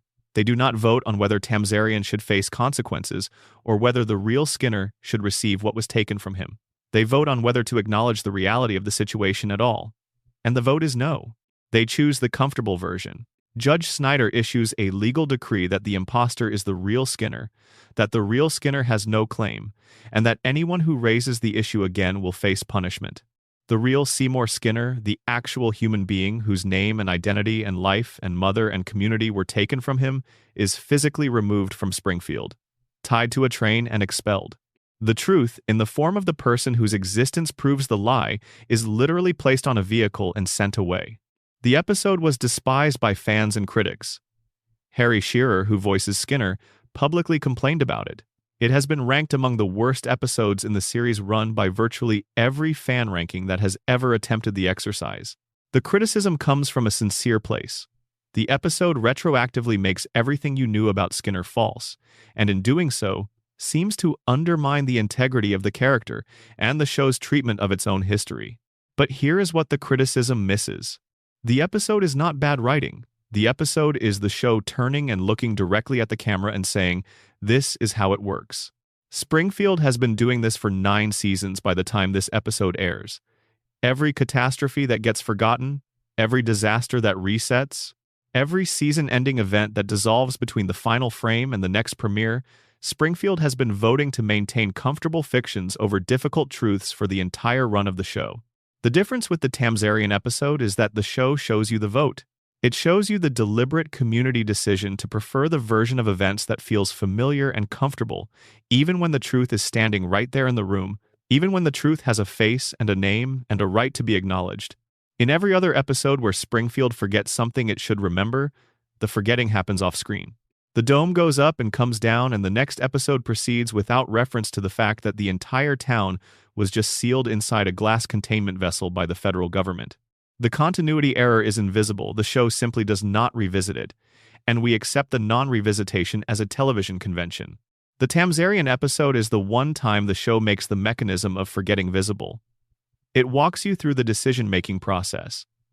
It shows you the community assembled to consider the truth. It shows you the vote. It shows you the decree. It shows you the expulsion. It shows you every step of the process by which a community chooses its preferred reality over the actual one. This is not the writers making a mistake about continuity. This is the writers explaining, more directly than they ever have before or since, how continuity works in Springfield. Springfield forgets because it chooses to forget. Not always through an explicit vote with a judge and a legal decree, but through the same underlying mechanism, the collective decision that some truths are too inconvenient, too dangerous, too destabilizing to be maintained. The vote in the Tamzarian episode is just the most formal expression of what Springfield has always been doing informally. And the real Seymour Skinner being tied to a train and expelled is the most dramatic expression of what Springfield has always done to the people who embody inconvenient truths. The three-eyed fish was noted and then buried. The EPA's containment decision was weathered and then forgotten. Anyone who has tried to maintain awareness of Springfield's actual situation, the real situation, the one with the contamination and the violations, and the billionaire who has been alive too long, has encountered resistance at some level. The Tamzarian episode just does it explicitly, on camera, with a legal document and a train car. The real Skinner was Springfield's canary in the coal mine. He arrived with proof that the town's official narrative was false, and the town's response was to make it a crime to remember that proof existed. That is not the show making a mistake about its own internal consistency. That is the show showing you, with unusual clarity, how its internal consistency actually works. Expansion G. the predictions, and what they cost. There is one aspect of the Simpsons prediction phenomenon that tends not to make it into the highlight reels or the viral social media posts. The show has also been wrong. Profoundly, specifically, comically wrong. Wrong in ways that are just as interesting as the instances where it was right, and wrong in ways that tell us something important about what the predictions actually mean. The Simpsons has depicted jetpack commuting as a normal part of everyday future life. It has depicted moon colonies as an anticipated near-term development. It has depicted specific political outcomes that went the other way, cultural shifts that did not materialize, technological developments that never arrived on the timeline the show suggested. Nobody screenshots those. The missed predictions dissolve into the vast archive of everything the show has ever done, unremarked and untracked, while the hits circulate endlessly on social media as evidence of the show's prophetic capabilities. This is not a moral failing on anyone's part. It is confirmation bias operating exactly as it always operates. We remember and record the information that confirms the pattern we have already decided exists, and we let the disconfirming information pass unnoticed. The internet did not create confirmation bias. The internet just made it faster and more efficient and more visible. But here is the consequence of the selective memory. Every piece of apparent evidence for The Simpsons being prophetic has been filtered through a process that eliminates all the counter-evidence. The remaining hits look more impressive than they would if evaluated against the full population of predictions the show has made, including the misses. The dart-throwing explanation is exactly right. With enough darts, some will hit the target. But the darts that miss the target disappear from the record, and the ones that hit get framed and displayed on the wall. The meta question the prediction phenomenon raises is not whether The Simpsons has sometimes anticipated future events. It has. The question is whether the frequency and specificity of those anticipations is meaningful, or whether it is what you would expect from 800 episodes of intelligent, well-researched satire running through confirmation bias long enough.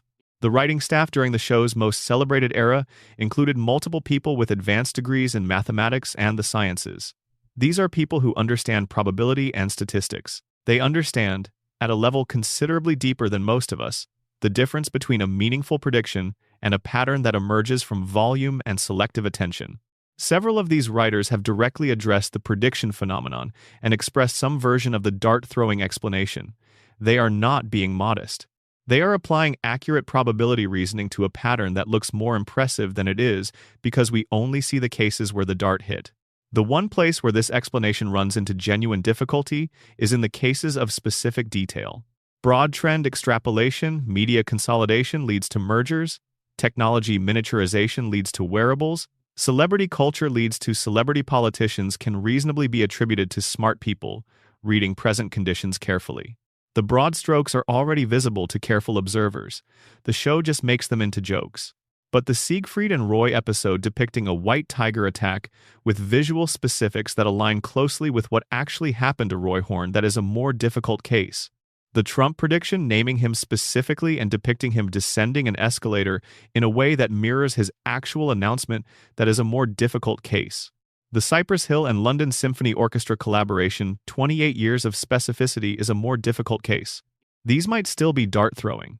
With enough darts over enough years, even specific details will sometimes align. But they are the cases that make even the skeptics pause, that make even people who understand the probability argument feel something they might describe as unease, as if the coincidence is making a claim that the explanation does not quite cover. The show's influence on culture is the most underexplored dimension of the prediction phenomenon. The Simpsons has been running for 36 years. Its satire has been part of the cultural atmosphere for that entire period. It has affected how people think about politics, how people think about corporations, how people think about technology, how people think about the relationship between wealth and accountability. It has processed these subjects through comedy and distributed the results to millions of viewers who carry those processed understandings into their experience of the real world. When the show makes a joke about corporate consolidation in 1998, the people who watch that episode carry a version of the joke with them. When consolidation actually happens a decade later, the people who saw the joke recognize it. Recognition is not the same as prediction. Recognition is the experience of a mental model matching an event. The Simpsons built the mental model. Reality matched it. The episode does not deserve credit for the match. It deserves credit for the model. and the model was made from the present conditions that the writers observed in 1998. Not from the future. From the present. The future just caught up. This is what it means to say that The Simpsons is a diagnosis rather than a prophecy. It is the application of accurate present-tense observation, rendered through the specific lens of satire, and distributed to an audience large enough to reshape how those audience members interpret the events that follow. Springfield has been inside the cultural bloodstream for 36 years. America has been inside Springfield's influence for that same period. The line between the show shaping culture and the show reflecting culture has become genuinely blurry, in the way that mirrors and their subjects eventually become hard to distinguish when you have been staring at the mirror long enough. We have been staring at this mirror since 1989, and after all that time, the thing looking back at us has started to feel familiar. Not because the show predicted us, because the show understood us. End of expansions. Expansion, H, the geography of memory. Let us stay with Springfield's impossible location a little longer, because the geographic impossibility is more philosophically interesting than it initially appears, and the theories that cluster around it illuminate something about the nature of the show that the straightforward creative explanation does not quite capture. Consider the gorge. Springfield has a gorge. Not a small one, a gorge substantial enough to swallow a school bus whole, to serve as the destination for daredevil stunts, to register on the imagination as a piece of genuine geographic drama. The gorge exists in Springfield's landscape as a feature with weight and permanence, a real topographic fact about the place. Gorges form over geological timescales through the specific action of water on specific kinds of rock in specific conditions. They are among the least portable geographic features available. They exist where they exist because of the interaction of local geology and local hydrology over periods of time longer than human civilization. You cannot really move a gorge. You cannot have a gorge in a flat region or near an ocean coastline in any geologically coherent sense. Springfield's gorge coexists with Springfield's ocean access, with Springfield's mountain views, with Springfield's apparently desert-adjacent terrain in at least one episode, with Springfield's Arctic-adjacent terrain in another. These features do not coexist in real American geography because they cannot. They represent climatic and geological contexts that are mutually exclusive or at minimum require distances that Springfield's scale does not accommodate. The show occasionally treats this as a joke, a background humor note, the recognition that Springfield's geography is incoherent. But the incoherence is so consistent, so reliably reproduced across so many seasons and so many episodes that it has stopped being a careless mistake and become a characteristic of the place. Springfield's geography is consistent in its inconsistency. Every attempt to impose a coherent geographic logic on the town fails because the town was not built by coherent geographic logic. It was built by something else. Under the coma theory, the builder is Homer's dreaming brain, and dreams do not operate by geographic logic. They operate by associative logic, the connections between places and feelings rather than between places and their actual distances from each other. In a dream, the ocean is accessible from the mountains because both the ocean and the mountains are associated with specific emotional textures that the dream wants available.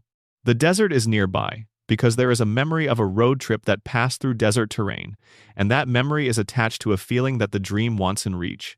The gorge is there because Homer remembers a gorge maybe from a trip, maybe from a television program, maybe from the window of a car moving through an America that has the full range of its geography accessible to anyone driving long enough. The dream does not know that you cannot have a gorge and an ocean and mountains and desert all within the same township. The dream only knows that Homer has feelings associated with all of these landscapes, and the dream wants those feelings available in Springfield, and so it places all the landscapes within reach. Homer's Springfield is not a real place. It is an emotional map, a geography organized by feeling rather than by coordinate, where every landscape Homer has ever been moved by is close enough to reach. The radiation theory offers something different. The possibility that Springfield's geographic impossibility is not an artifact of how the town was built, but a consequence of what has happened to it. The contamination from the plant has been operating on Springfield's environment for decades. We have established that this contamination has produced visible, measurable changes in the biology of every living thing in the area. If the radiation can alter the genetic expression of fish to produce a third eye, if it can alter the cognitive architecture of human beings to produce measurable changes in intelligence and memory function, If it can alter the healing rate and physical resilience of individuals exposed to it over sufficient time, then why should its effects be limited to biology? Real-world radiation exposure at extreme levels produces effects on physical matter beyond the biological. It can change the properties of materials, alter the structural integrity of objects, produce changes in substances that normal chemistry would not generate. The most extreme radiation events in human history, Chernobyl, Fukushima, the test sites of the mid-20th century, have produced landscape changes that persist decades after the events themselves. Springfield has been experiencing sustained, chronic, multi-decadal radiation exposure from a facility that has been leaking since before most of its residents were born. The concentration is lower than a catastrophic single event, but the duration is far longer. The cumulative effect on the physical landscape might be expected to produce exactly the kind of compression and impossible adjacency that Springfield's geography displays: a warping of normal spatial relationships, a compression of normal geographic distances, a landscape that has been physically altered by chronic exposure in ways that do not conform to the rules of uncontaminated geography. Springfield's mountains are too close to its ocean because the radiation has brought them closer. The gorge exists where it exists because the contamination has altered the geological behavior of the terrain. The desert adjacency, the Arctic proximity, the impossible range of climatic zones within a single township, these are not the result of inattentive writing. They are the documented evidence of what decades of nuclear contamination does to the physical reality of the landscape it inhabits. This is speculative, and the radiation theory at its core does not require this extension to be coherent. But the extension is internally consistent with the theory's logic, and it is perhaps the most elegant available explanation for the specific texture of Springfield's geographic impossibility. Springfield's geography is mutated. The same force that mutated its residents mutated its landscape. They are all, in their different ways, expressions of the same thing. The denial theory's reading of the geography is the most directly political. A town whose location is genuinely ambiguous, whose state of residence cannot be established with confidence, whose regulatory jurisdiction is perpetually unclear, is a town that exists in a kind of legal limbo. Not outside the law, but in the spaces between jurisdictions where the law's application becomes a matter of ongoing dispute rather than settled fact. Burns has lawyers. Burns has resources. Burns can sustain a jurisdictional dispute indefinitely, if such a dispute ever arose, because sustaining disputes is a function of legal resources, and Burns's legal resources are essentially unlimited. A clear geographic location would not make Burns vulnerable in any simple sense. He would still have the resources to fight any action taken against him, but it would give any action a foothold. It would give a regulatory action a specific state to operate within. It would give a civil action a specific venue. It would give a criminal investigation a specific jurisdiction. Springfield's geographic uncertainty removes all of those footholds. Not because there is no law that applies to Springfield, federal law certainly applies, and the EPA has demonstrated its willingness to act, but because the state-level reinforcement that makes federal action more effective and sustainable is perpetually unclear. Burns, who has been managing his relationship with regulatory oversight for a century, understands this perfectly. The geographic ambiguity of the town he effectively owns is not something he has arranged. It is not possible to arrange a town's geographic ambiguity as a deliberate legal strategy. But it is something he benefits from, something he has no incentive to resolve, something that serves him without requiring any action on his part. A fixed location would make Springfield easier to find on a map. Easier to find on a map means easier to hold accountable for the things that have been happening in it. Springfield keeps floating. Expansion. What Springfield remembers? There is a dimension of Springfield's collective memory problem that extends beyond the famous episodes and the well-documented forgetting. It lives in the quieter continuity of the show, in the small things that the town should remember, and does not, in the way that certain facts about Springfield's history simply fail to persist from episode to episode. The Simpsons have been to the hospital many times. Homer has been hospitalized so frequently that you might expect Springfield General to have developed a dedicated Homer Simpson wing, if not an entire medical research department built around the physiological puzzle of how he keeps surviving. In each episode involving Homer's hospitalization, the medical staff treats his situation as novel, as a new patient, presenting with unusual circumstances, rather than as a documented case with an extensive file and a known history of extraordinary survival. This is a small thing, a continuity note, the kind of thing that happens in any long-running series because maintaining complete awareness of everything that has happened before in 788 episodes is functionally impossible. But the coma theory reads it differently. In Homer's dream, Springfield General is not a hospital with an institutional memory of Homer's previous visits. It is a dreamscape hospital, a version of the place that Homer carries in his memory, populated by people who do not remember what they should remember because they are not real people with real institutional memories. They are Homer's reconstructed impressions of hospital staff, who behave the way Homer expects hospital staff to behave, which is to say, with the kind of professional newness that the dream generates when it needs a medical setting. The hospital keeps forgetting Homer because the hospital is not the hospital. It is Homer's dream of a hospital. And Homer's dream does not maintain the hospital's records any more than it maintains the gorge's geological history or the character's consistent age. This dimension of the memory problem extends to every institution in Springfield. The police department that has investigated Homer and the Simpsons family on dozens of occasions and yet consistently treats them as relative unknowns. The school that has educated Bart and Lisa for decades and seems perpetually unaccumulated in its institutional awareness of them as individuals. The court system that has seen various Springfield residents pass through it with some regularity and yet applies a kind of amnesia to each case that prevents the prior cases from informing the current one. Springfield's institutions do not remember because Springfield's institutions in the coma reading are not institutions. They are stage sets good enough for the current episode's purposes, but not maintained with the kind of ongoing institutional memory that real organizations develop across decades.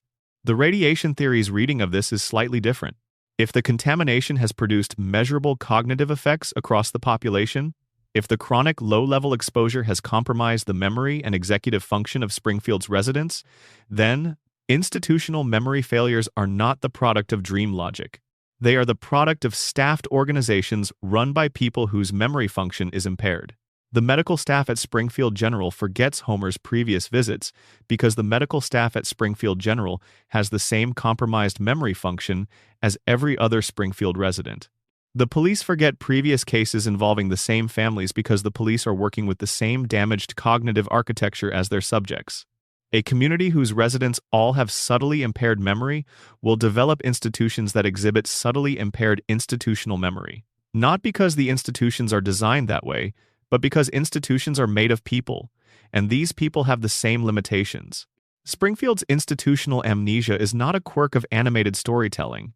It is an organizational symptom of individual-level cognitive damage distributed across the entire community. The denial theory adds the social layer. Springfield's institutions do not maintain accurate institutional memory in part because maintaining accurate memory carries costs in Springfield. The police department that remembered all of Burns's documented crimes across all the episodes where he committed them would have a very different relationship with Burns than the police department that starts each season with a clean slate. The school that maintained accurate records of how Burns's oil well theft affected its budget would be in a different position with respect to Burns than the school that treats each interaction with him as if it is the first. The forgetting is not just a cognitive phenomenon. It is a structural adaptation. Springfield's institutions have organized themselves around the convenience of not remembering, because remembering would require acting on what is remembered, and acting on what is remembered would put them in conflict with the power structures that Springfield is not equipped to challenge. They forget because remembering is too expensive. Every individual memory failure in Springfield is a small version of the town meeting in the Tamzarian episode, a decision, not always conscious, not always deliberate, but consistently made in the direction of the convenient rather than the accurate. The sum of all those individual forgettings is a community with no usable history, no accumulated awareness, no institutional infrastructure for learning from what has happened and applying those lessons to what comes next, which is exactly the condition Burns requires. A community with no usable history cannot document the harm being done to it over time. It can only respond to each moment as it arrives, disconnected from the previous moments that would give it context, without the accumulated evidence that would make the pattern visible. Burns's most effective weapon is not his wealth or his political connections or his medical team or his lawyers. His most effective weapon is Springfield's inability to remember. Expansion. J. The final night in Springfield. It is late now. Wherever you are in the world, whatever time the clock shows in the room where you are listening to this, it is probably past the point where the day makes its ordinary demands on you. The world outside has gotten quieter. The kind of quiet that lets other things become audible, the hum of electronics, the occasional distant car, the specific texture of night sound that is different from day sound in ways you do not usually notice because there is always too much else going on. This is the right time to be in Springfield. Springfield is a night city. Not in the way that some cities are night cities, not like a place where the action picks up after dark, where the interesting things start happening when the sun goes down. Springfield is a night city in the sense that its truest self is most visible after the ordinary business of the day has stopped generating noise. During the day, Springfield functions. The plant runs. The school fills with children. Homer drives to work in the car. Marge moves through the routines of a household. The town does what towns do. But at night, when the routines stop, the underlying Springfield becomes more visible. The glow from the cooling towers, which is easy to ignore in daylight, is harder to ignore in the dark. The specific shade of green that the plant's waste produces the same shade as Homer's donuts, as Burns's glow after his weekly treatment, as the rod at the gun show is most visible when nothing else is producing light to compete with it. At night, Springfield is illuminated partly by the plant, and the light it casts is the same light that has been contaminating its residents for decades. At night, Homer is asleep. Wherever he is in the hospital bed of the coma theory or in the house on Evergreen Terrace, Homer is asleep. And the dream continues without his waking participation in it. The dream knows how to run itself. It has been running for 36 years. It keeps the town humming, keeps the family in their places, keeps the loop going without any conscious effort on Homer's part. At night, Maggie is awake. This is speculation, but it is speculation supported by everything the show has established about her. The watchful child who chooses invisibility over visibility would be most at home in the hours when the family is asleep and no performance of helplessness is required of her.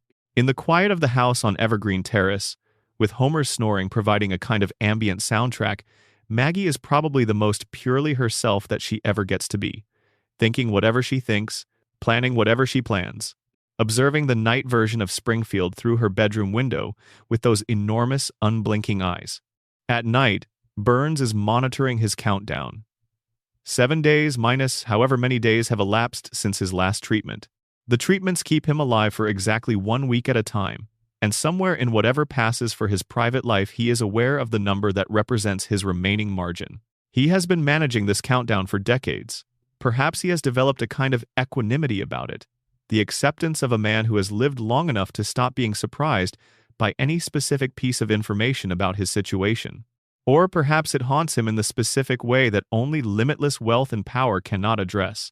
The knowledge that the most fundamental thing about being alive, the continuation of it, requires weekly intervention, and that the failure of that intervention has a precise calendar. Burns is keeping track of the days. Burns is always keeping track of the days. And Lisa is up reading. This is also speculation. But Lisa is always either reading or thinking, and the night gives her the uninterrupted space that the day does not. In the day, she has to be in the school, performing the role of the student who knows the answer and pays the social cost for it. In the day, she has to manage the complicated dynamic of being the most capable person in a family that loves her and does not always know what to do with her.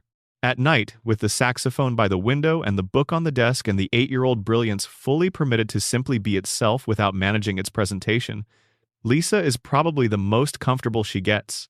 The saxophone at dusk is the show's most enduring image of Lisa. But the reading at night, the unobserved intelligence processing, whatever it is currently processing, that is the Lisa that the show has been protecting, in its imperfect way, across 36 years of depicting an 8-year-old who carries too much. Somewhere in Springfield tonight, all of this is happening simultaneously.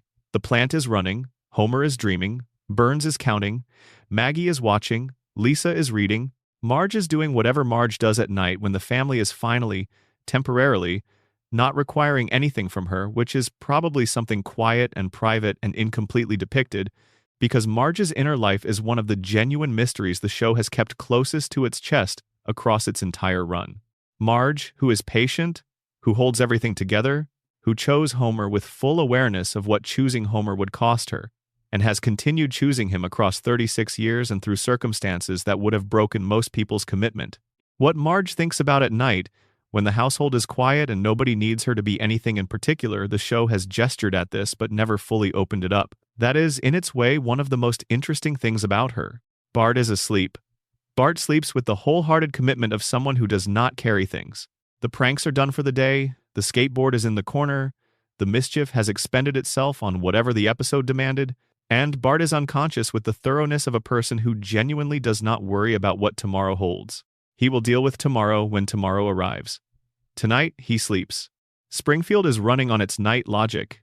The dream logic and the radiation logic and the denial logic and the collective amnesia logic are all operating simultaneously, maintaining the equilibrium that makes the place possible, keeping the loop running in the dark while its inhabitants rest and wait for the next episode to begin. And you are here too, in whatever room and whatever time zone, and whatever part of the night this finds you in. You have spent some amount of time in Springfield tonight listening to it, thinking about it, letting its mysteries and theories and accumulated strangeness wash over you. You have been inside the loop with the rest of us, which means for the duration of this evening you have been a resident of the town that refuses to be found on any map. Welcome. You know the deal by now. You do not have to ask about the cooling towers. You do not have to comment on the fish. You know where Homer works and why he will always work there, and you know enough about the deal between Abe and Burns to understand why that will not change. You know about Maggie and what she is probably thinking. You know about Mona and where her story sits in the larger architecture of damage that radiates outward from one man's century-long project. You know Springfield now, in the way that matters, which is not geographically. You could not find it on a map any more than anyone else can, but emotionally. You know the texture of the place, the specific quality of light from those cooling towers at night, the feeling of being in a town that has chosen forgetting as its primary civic function. The particular kind of love that keeps a man dreaming of his family long after the normal substrate of consciousness has given out. You know all of it. And knowing it, you probably understand something about why you are still here, why you did not turn it off an hour ago, or 2 hours ago, or however long ago the night started. Why Springfield, with all of its damage and impossibility and accumulated strangeness, is still compelling enough to spend this much of a night in. Because underneath the theories and the mysteries and the dark implications, underneath the radiation and the coma and the conspiracy of power and the collective denial underneath all of it, there is a family on a couch. Not a perfect family, a family that argues and fails and disappoints each other and disappoints itself and makes the same mistakes episode after episode with a consistency that should be exhausting but instead feels, somehow, like a kind of faith. The faith that the couch will still be there, that they will find each other on it, that Homer will come through the door and Marge will be in the kitchen and the children will be approximately where they should be. That is the thing the show has always been about, underneath everything else. Not the nuclear plant, not the billionaire, not the radiation or the coma or the geographic impossibility or the theories that explain the aging freeze. A family. Imperfect, damaged, struggling, yellow, loud, infuriating, and somehow indestructible. The Springfield in your mind right now, the one you have been building across the course of this evening from the accumulated weight of all these mysteries and theories that is the real Springfield. Not more real than the animated version, but real in the way that the things we understand most deeply become real. Because we have spent time with them in the honest dark, with nothing else demanding our attention, and they have remained interesting. That is the test. After hours in Springfield, after all the theories and all the evidence and all the questions that have no answers, does it still feel worth staying in? For most people who get this far, the answer is yes. The show that will not end. The family that will not age. The loop that will not break. The couch that will always catch them. We built this place. We maintain it. And we come back to it because it is, in some specific and difficult to articulate way, ours. Springfield is ours. Sleep easy. The plant is running. Homer is dreaming. The cooling towers are glowing in the dark. And Maggie is watching over all of it, with those enormous eyes, from behind 36 years of deliberate, knowing silence. Everything is fine on Evergreen Terrace. It is always fine on Evergreen Terrace. That is the whole point. End of all expansions. Expansion. K. The secondary characters and what they carry. There is an entire population of Springfield that the major theories tend to pass through quickly on the way to the main characters. But the secondary residents of the town carry their own quiet mysteries, and spending time with them reveals dimensions of Springfield that the principal cast cannot. Take Apu. Apu Nahasapima Pedalon has operated the Quickie Mart on the corner of Springfield for the show's entire run. He holds a doctorate in computer science from the Calcutta Institute of Technology. He is, in terms of formal academic credentials, the most educated character in the show's regular cast, more formally credentialed than Dr. Nick, more credentialed than the various experts who drift through Springfield's storylines. And he has spent his adult life behind the counter of a convenience store, working hours that no human being should be asked to work, serving a community that barely registers his presence as anything other than a commercial fixture. The radiation theory has a reading for Apu that is not often discussed. Apu is not originally from Springfield. He came from elsewhere, from India, from the Calcutta Institute, from an educational background and a set of life circumstances that predate his time in the contamination zone. He arrived in Springfield as an adult, already formed, already cognitively and physically established. If the radiation theory's core argument is that Springfield's contaminated environment produces its effects primarily on people who have been exposed to it over long periods, who were born there or raised there, or have lived there long enough for the cumulative exposure to accumulate, then Apu represents a partial control. He came from outside the zone. He was not shaped by Springfield's specific environmental conditions in the way that the Simpson family and the other lifelong residents were. And Apu is, in fact, different. His level of formal education is dramatically higher than any other regular character. His cognitive engagement with the world around him is more varied. He quotes literature, he discusses philosophy, he maintains interests and intellectual pursuits that the show's other characters rarely access. He is more clearly aware of the gap between his capabilities and his circumstances than almost anyone else in Springfield, which is itself a kind of cognitive engagement that the radiation theory would say requires not being impaired in the specific ways Springfield's water has impaired its lifelong residents. Apu can see the gap. He knows he is capable of more than what Springfield has given him room to be. The show plays this for pathos rather than comedy most of the time. The brilliant man behind the convenience store counter, overworked and underutilized. But under the radiation theory, his clarity about his own situation is itself evidence. He sees his circumstances with a precision that Homer, Ned, Marge, and most other Springfield residents cannot quite achieve about their own lives. He has not been living inside the cognitive fog long enough for it to be invisible to him. Or perhaps the fog affects him too, over time, and the show is quietly documenting the gradual normalization of Apu's extraordinary circumstances as the decades pass. He arrived in Springfield capable of a great deal. He has stayed in Springfield for a long time. What might the long exposure be doing to that initial clarity? The show does not answer this directly, but Apu's presence in the regular cast is a data point for the radiation theory that tends to be underutilized. Then there is Sideshow Bob. Robert Underdunk Terwilliger Jr. is, within the world of the show, unambiguously one of the most intelligent people in Springfield. His formal education is extensive. His cultural references span classical music, literature, and theater, with a depth that suggests genuine engagement rather than performance. He has, in multiple episodes, demonstrated planning and execution capabilities that significantly exceed those of anyone else in the regular cast. He has also failed to kill Bart Simpson approximately a dozen times. The show treats this as a running joke, the brilliant villain undone by his own elaborate schemes, by coincidence, by the universe's apparent unwillingness to let him succeed. And in the comedic frame, it works perfectly. But under the radiation theory, Sideshow Bob's repeated failures take on a different texture. Bob is from Springfield. He was born there, raised there, has spent his life there with the interruption of various prison sentences. His intelligence is remarkable, but it coexists with the same exposure to Springfield's environment that has impaired everyone else.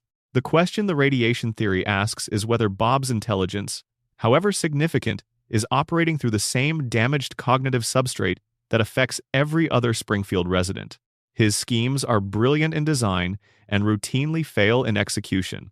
The failure points tend to be in the areas that chronic radiation exposure specifically damages executive function, the ability to maintain sustained, adaptive attention, the capacity to respond effectively when plans deviate from their designed course. Bob designs great plans. He cannot adapt when the plans go wrong. He continues executing the original plan past the point where adaptation would have saved him.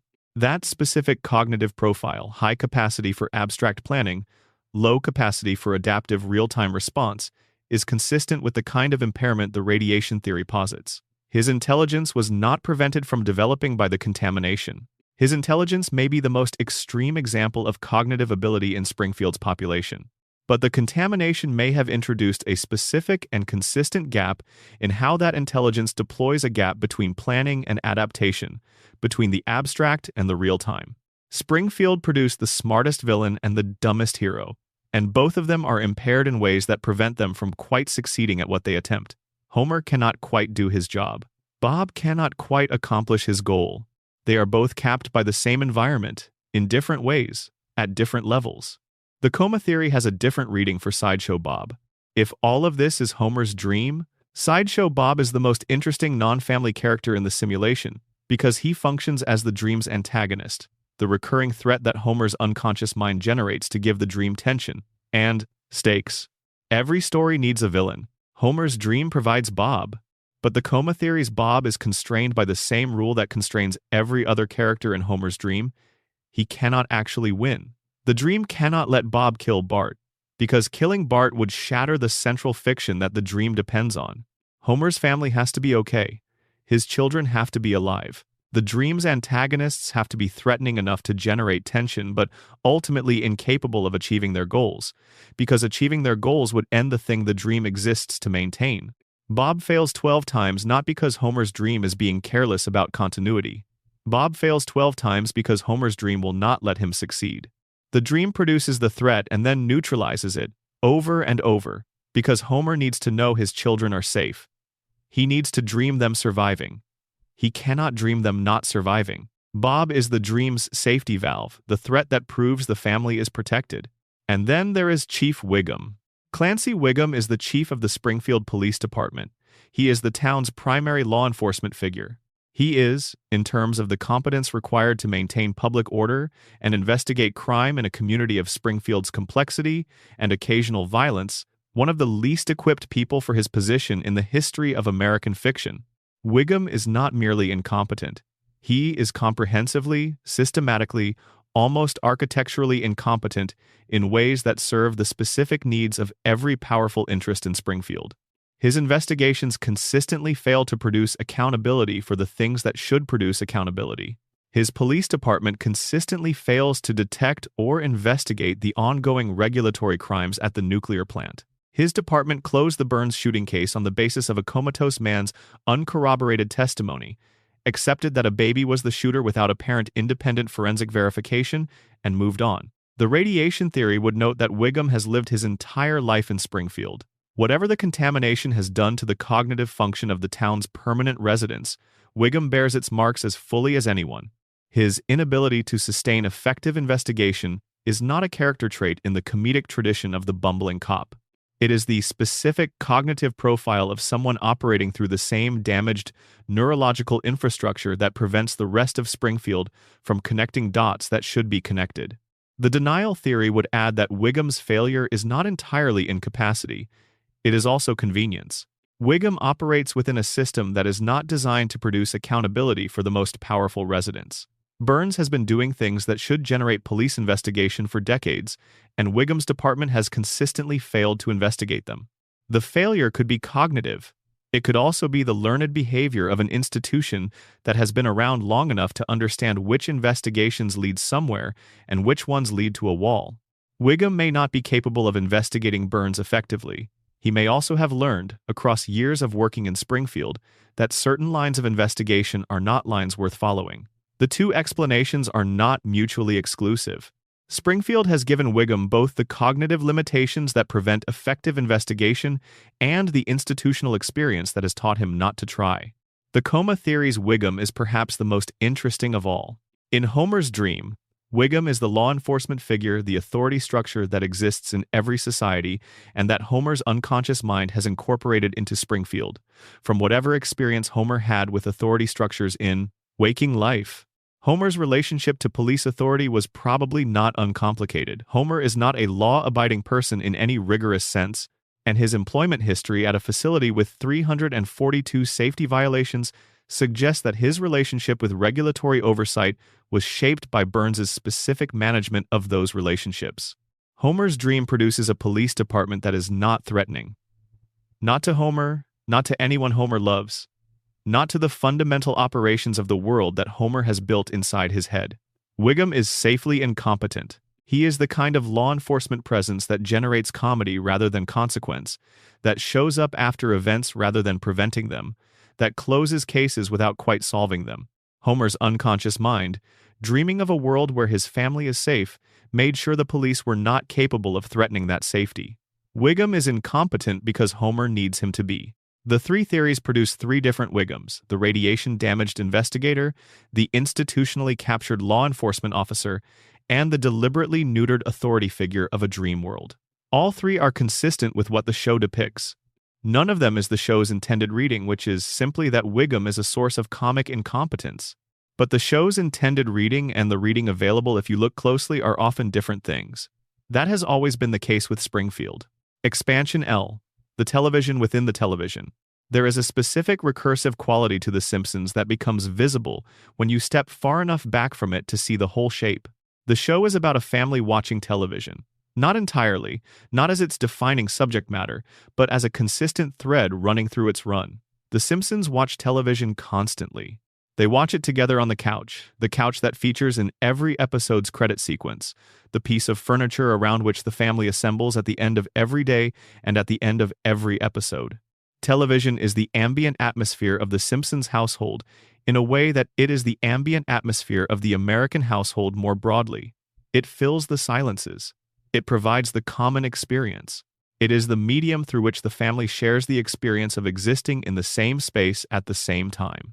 The show that you are watching, which is a television program, is about people watching television, which creates a loop, or rather a recursion, a structure where the thing that is happening is also being depicted inside itself. You are on the couch watching The Simpsons on the couch watching something on their television. The coma theory adds a dimension to this that is quietly unsettling. If the show is Homer's dream, and the show depicts Homer watching television, then the dream contains a version of the medium through which the dream itself is being transmitted. The comatose Homer, receiving signals from the hospital environment, processes those signals partly as television noise fragments of programs, snatches of audio, the ambient cultural content of a world that has kept generating itself while he has been unconscious. The dream produces television within itself, because television is part of the input the dreaming brain is processing. The signal bleeding through from the hospital room is partly TV signal. The dream incorporates it as Homer's dream family watching dream television.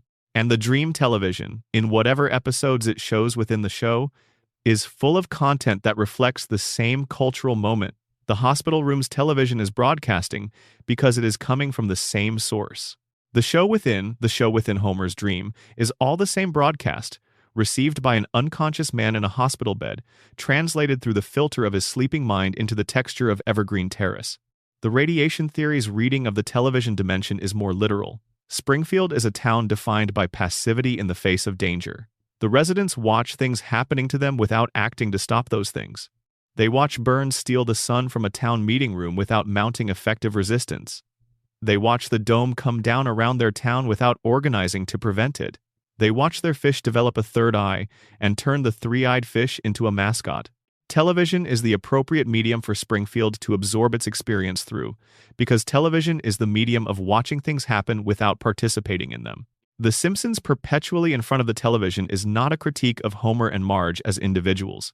It is a portrait of a community that has been trained by decades of contamination-induced cognitive changes, by the institutional structures that Burns has built to redirect effective civic action to process events through passive observation rather than active engagement. They watch, they react with appropriate emotion, they do not change anything, and then they go back to the couch. The couch is the most honest image in the show. Not because there is anything dishonest about sitting on a couch, it is a normal and human thing to do. But because the couch appears at the end of every episode, after every disaster and resolution and reset, as the place where the family winds up, whatever the episode did to them, they end on the couch. The couch is the baseline. The couch is what the loop returns to. We watch them on the couch. We are on our own couches watching them on theirs. The loop includes us. And that is the final thing. The thing that all the theories are circling without quite saying directly. Springfield is a mirror. It has always been a mirror. The show that has been running since 1989 and has produced 788 episodes and has generated more cultural commentary and academic study and fan theory than almost anything else in the history of the medium. This show is a mirror, and what it shows us is ourselves. Not a flattering mirror, not a distorting mirror, a particular kind of mirror that shows you the things you would rather not see directly. The passivity, the forgetting, the complicity, the willingness to accept comfortable lies over difficult truths, the way that power protects itself through the management of information and the cultivation of dependency and the systematic production of a population too occupied with survival to effectively challenge the conditions that make survival so demanding. Springfield is America. Not a satirical exaggeration of America. America, the plant is the plant, the billionaire is the billionaire, the contamination is the contamination, and the people watching television on the couch while the cooling towers glow in the dark we are them. We are the ones who watch. We are the ones who accept the comfortable version. We are the ones who forget what should not be forgotten, and remember only what it is convenient to remember, and return to the couch because the couch is safe, and the television is on, and the family is still there. We built Springfield. We maintain it with our attention, and our love, and our refusal to let the characters grow old. We keep the loop running. We are the loop. And every week, when the credits roll and the family is back on the couch and everything is reset, we feel something that is not quite comfort and not quite sadness but contains both. Because we know that Springfield is fine. We know that the family is safe. We know that the loop held this time, as it always holds, as it will always hold as long as we keep watching. And we keep watching. We will keep watching. That is the whole show. That is what it has always been. End of all content. Section 4. Who really pulled the trigger? The summer of 1995 was the summer of a mystery. Not a real one. Springfield is not real, but a mystery constructed with such craft and promoted with such cultural energy that it infected the national conversation in a way that almost no fictional event had managed before, or has managed since. The Who Shot Mr. Burns? Storyline was not just a television cliffhanger. It was a puzzle distributed across an entire country, a locked room mystery installed in America's living rooms and left there for an entire summer, gathering dust and speculation in equal measure. And when the answer came, when the mystery was officially solved and the summer ended, and Springfield returned to its usual rhythms, something about the resolution felt wrong. Not offensive, not disappointing in the ordinary way a hyped payoff sometimes disappoints. Wrong in a deeper way. The kind of wrong that leaves a residue. 30 years later, the residue is still there. The case was closed. The case was not solved. And in Springfield, as we have already established, those are two very different things. Let us go back to the beginning. Season 6, Episode 25. Who Shot Mr. Burns? Part 1 aired in May 1995, and it accomplished something that had never been done on an animated television series before. It staged a genuine mystery. A whodunit with real clues, real red herrings, real suspects, and a real cliffhanger designed to be unsolvable from inside the episode, intended to send viewers into the summer with a puzzle to turn over in their minds. The setup required Burns to do something so outrageously villainous that the entire town of Springfield would have motive to want him dead. The show rose to the occasion in typically sprawling fashion. Burns steals an oil well from beneath Springfield Elementary, gutting the school's budget and eliminating programs. He bankrupts Moe and shuts down his tavern. He creates a sinkhole that destroys the Springfield retirement castle where Grandpa lives. He injures Santa's little helper, the Simpsons family dog. And for the climax of his villainy, he builds a device, a giant mechanical disc, and uses it to block the sun over the entire town. Not partially, completely. Burns literally steals the sunlight from Springfield so that every resident will be forced to depend entirely on his power plant for light and warmth. When Smithers objects to this final escalation, Burns fires him on the spot. By the end of Part 1, the show has established clear, substantial, dramatically justified motivation for essentially every named character in Springfield to want Charles Montgomery Burns removed from the world. The episode makes a point of showing multiple characters in possession of weapons during a town meeting called to confront Burns about his behavior. The tension in that meeting is genuine, the kind of collective fury that, in a real situation, would make violence not just possible but probable. Burns collapses outside the meeting, a single gunshot wound to his body. He staggers to the town's sundial and falls, his hands coming to rest on two specific letters, W and S. Or, from Burns's own perspective, looking down at the dial beneath him, M and S. The ambulance comes. The screen goes dark. America went to the beach and argued about it for 3 months. The promotional apparatus deployed around this mystery was remarkable for 1,995. Fox produced tie-in materials. America's Most Wanted, a real true crime television program, aired a segment treating the fictional shooting as an actual unsolved case, with Springfield's residents depicted as real witnesses.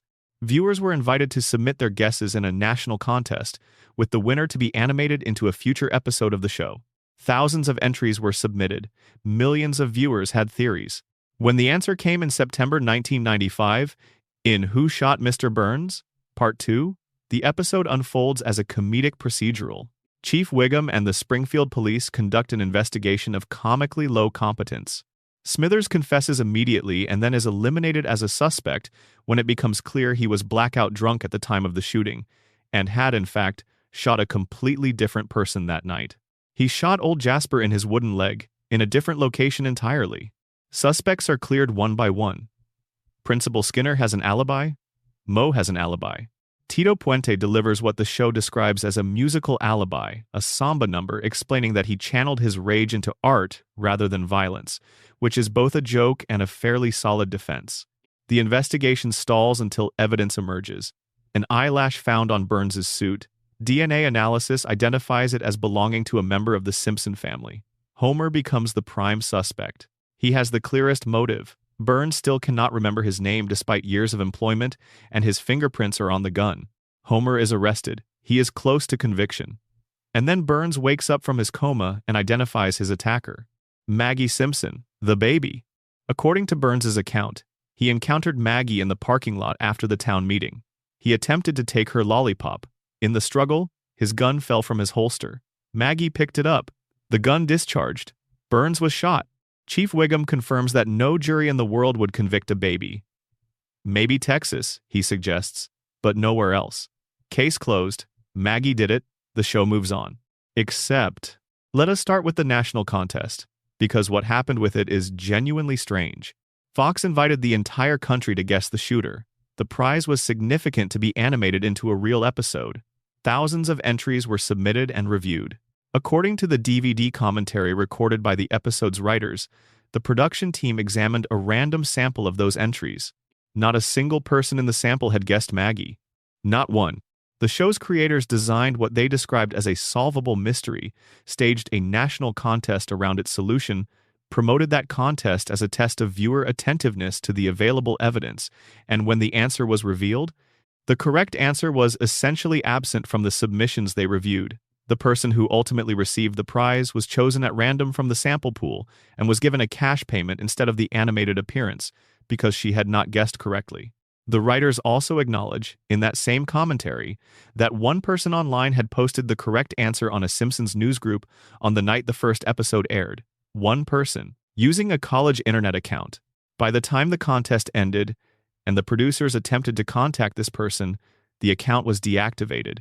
They could not find the only person who got it right. They issued an open invitation on the DVD release for this person to come forward. As far as anyone knows, they never did. Think carefully about what this means for the mystery structure. The show's creators said the answer was inferable from the clues in Part 1, but essentially nobody watching the show could infer it. The clues in practice did not lead the audience to Maggie. They led the audience to almost everyone else. Either the show's promise that the mystery was solvable was overstated, or the clues were not well designed enough to support the intended answer, or the intended answer changed between the writing of Part 1 and the writing of Part 2, and the clues in Part 1 were written for a different answer. The last possibility is the most interesting, and we will return to it.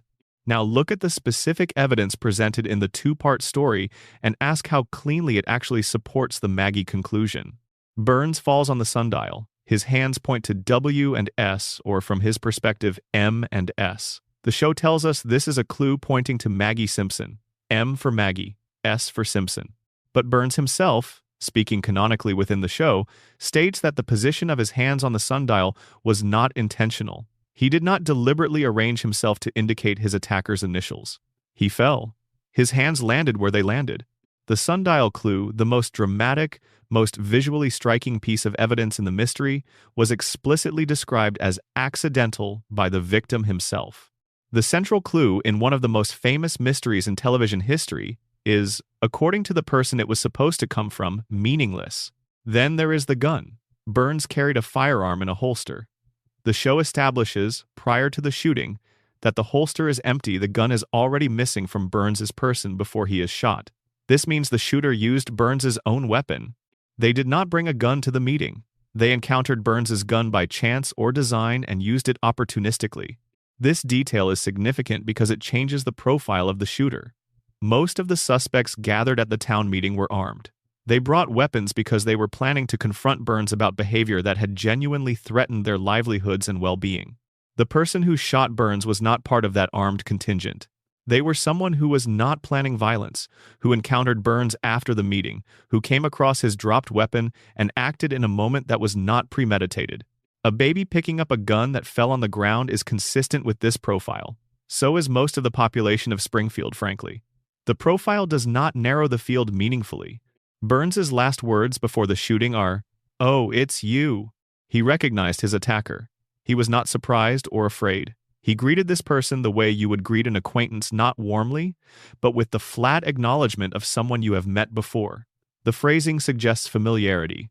Perhaps not close familiarity, but at minimum a prior encounter significant enough that Burns immediately placed the face. Does Burns recognize Maggie Simpson? The show does not establish any meaningful prior relationship between Burns and Homer's infant daughter before this episode. Burns barely recognizes Homer, and Homer has worked directly for him for years. The idea that Burns would encounter a baby in a parking lot and respond with, "Oh, it's you," with the calm recognition of someone dealing with a familiar presence, does not align with anything the show has established about how Burns relates to the Simpson family.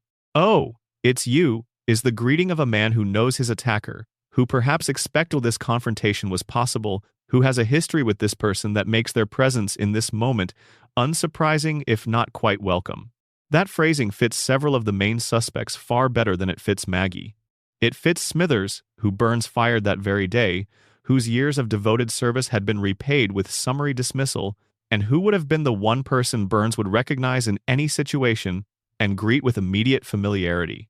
It fits Homer, who Burns has worked with for years and who had escalated to the point of genuine rage about Burns's inability to remember his name. It fits Marge, but through a very specific and somewhat baroque path that a Reddit-based theory has developed with surprising rigor. Burns?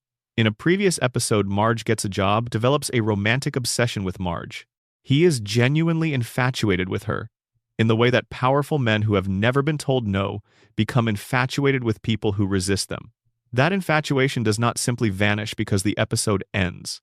If Burns encountered Marge in the parking lot after the town meeting, after she had watched him steal the school budget that funded her daughter's education, and the music program that gave her daughter joy, and the oil well that would have paid for genuine improvements to her children's school, the greeting, oh, you could carry a very different tone.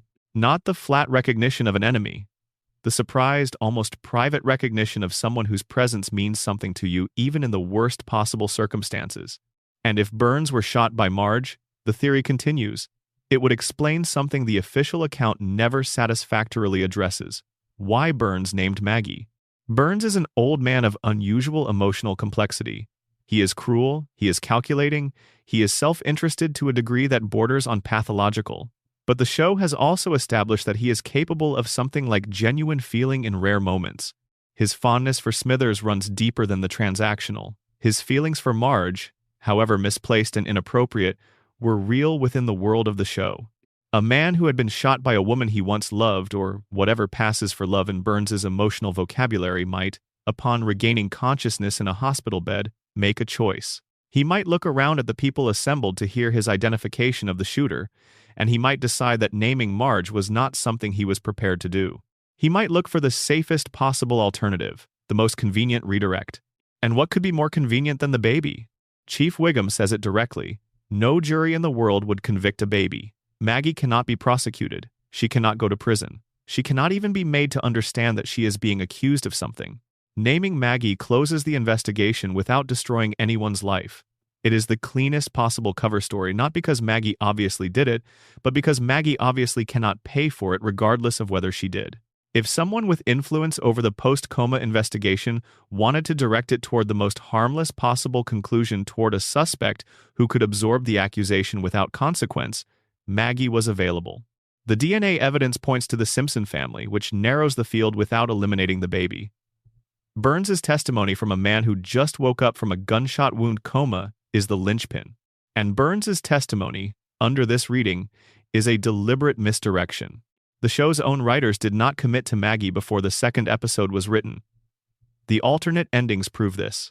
A fully produced, fully animated, fully voiced alternate conclusion was created in which Smithers is revealed as the shooter. This is not a rough sketch.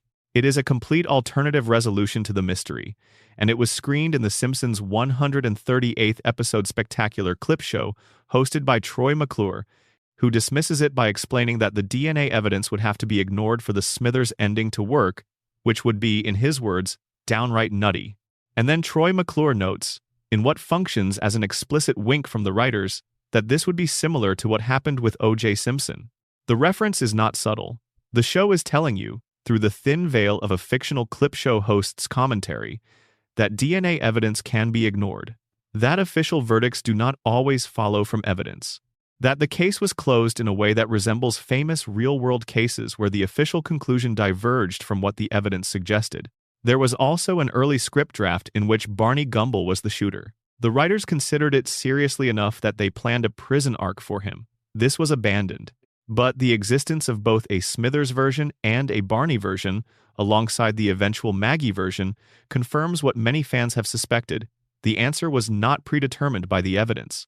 The clues in Part 1 were written to be flexible, to accommodate multiple resolutions. The answer was chosen, and then the clues were adjusted retroactively to point toward it. The mystery was reverse-engineered, which means the clues in Part 1 do not lead to Maggie specifically. They lead to a range of possible answers, and Maggie was selected from among them for reasons that may have had more to do with what would be funniest, most surprising, or most dramatically convenient than with what the evidence actually supported. And then, there is Season 18. In a later episode, in a casual throwaway moment that the show treats as essentially inconsequential, Homer states that he was the one who shot Burns. He just says it, out loud, on camera. He confesses to the attempted murder of the richest man in Springfield. Nobody in the episode responds with any urgency. Nobody reopens the case. Nobody calls the police. Homer says he shot Burns, and the scene moves on. The show offers two available readings for this moment. Homer is lying, performing a casual brag for reasons related to his character. Homer does this, he claims credit for things, he embellishes his own significance, he revises history in his own favor, with the cheerful irresponsibility of a man who has never suffered serious consequences for dishonesty. Or Homer is telling the truth. And if Homer is telling the truth, then Maggie was blamed for something her father did. A baby took the fall for her father's crime, in a town run by the man who committed the crime against her father's family, and the case was closed because babies cannot be convicted and Homer cannot be fired because of the deal Burns struck with Grandpa, and everyone involved had reasons to let the official story stand. There is a final moment from Part 2 that deserves attention. After Burns has named Maggie, after the family has processed this revelation, after the immediate drama has resolved, the camera finds Maggie alone in the hospital room. Everyone else has left. She is alone, and she knows she is alone. She looks around carefully, deliberately checking that no one is watching. And then she moves her pacifier in a motion that mimics pulling a trigger. The show wants you to read this as confirmation. Maggie did it. She knows she did it. The gesture is a private acknowledgement of her own guilt, performed only when she is certain no witnesses are present. But a baby mimicking an action is not necessarily a baby claiming authorship of that action. Babies mimic what they observe. They repeat behaviors they have seen performed by the adults around them.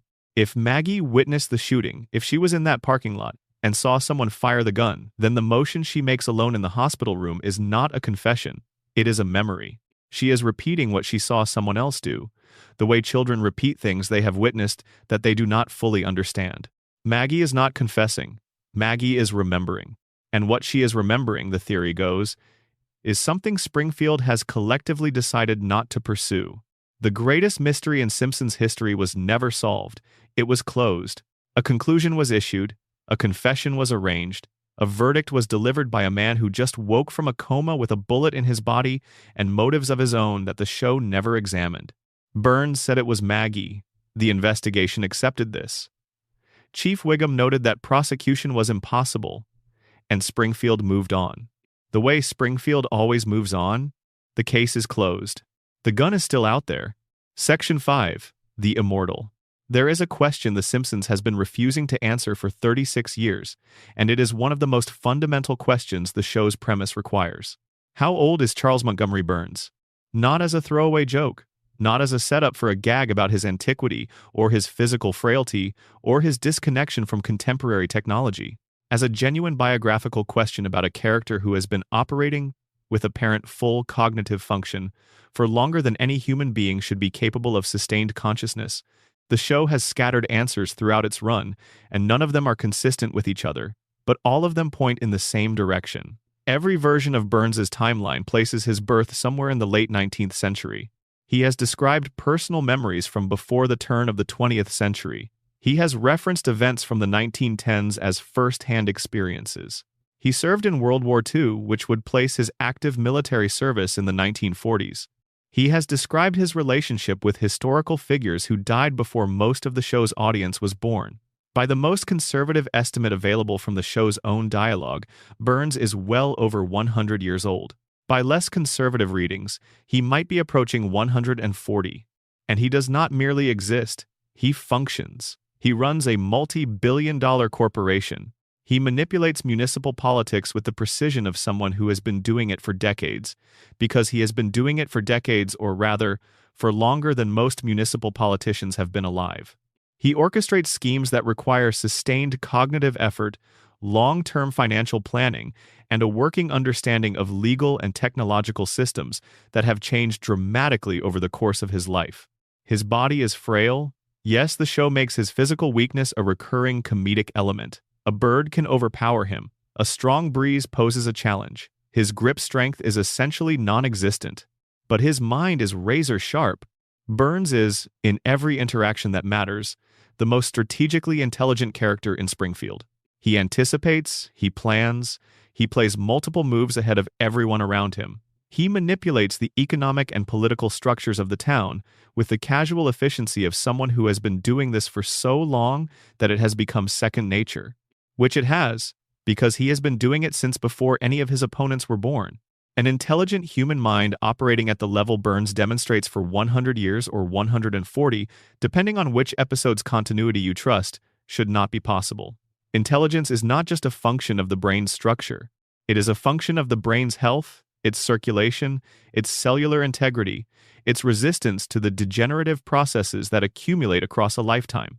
Even the healthiest human minds show measurable decline across the span of a century. The neurons slow. The connections weaken. The capacity for rapid processing and complex reasoning diminishes. Burns's mind shows none of this. He is as sharp in the most recent seasons as he was in the earliest ones. Sharper, arguably because the show has given him more room to demonstrate his capabilities over time. He is cognitively immune to the passage of time in a way that his body is not. The Springfield Files, which we have already visited for its radiation theory implications, provides the show's most direct engagement with the mechanics of Burns's survival. His weekly medical regimen, the treatment so extreme that it makes his body emit visible light, is the canonical explanation for why he is still alive. The show presents this as a throwaway detail, a joke about why Homer saw an alien in the woods. But the detail contains a genuine biological hypothesis. Burns is being kept alive not by natural resilience but by recurring, precise, scheduled intervention. His survival is maintained the way a machine is maintained through regular servicing at intervals that cannot be missed. The margin for error is zero. Miss one weekly treatment and Burns begins to die. Not eventually, not over the long term, within 7 days.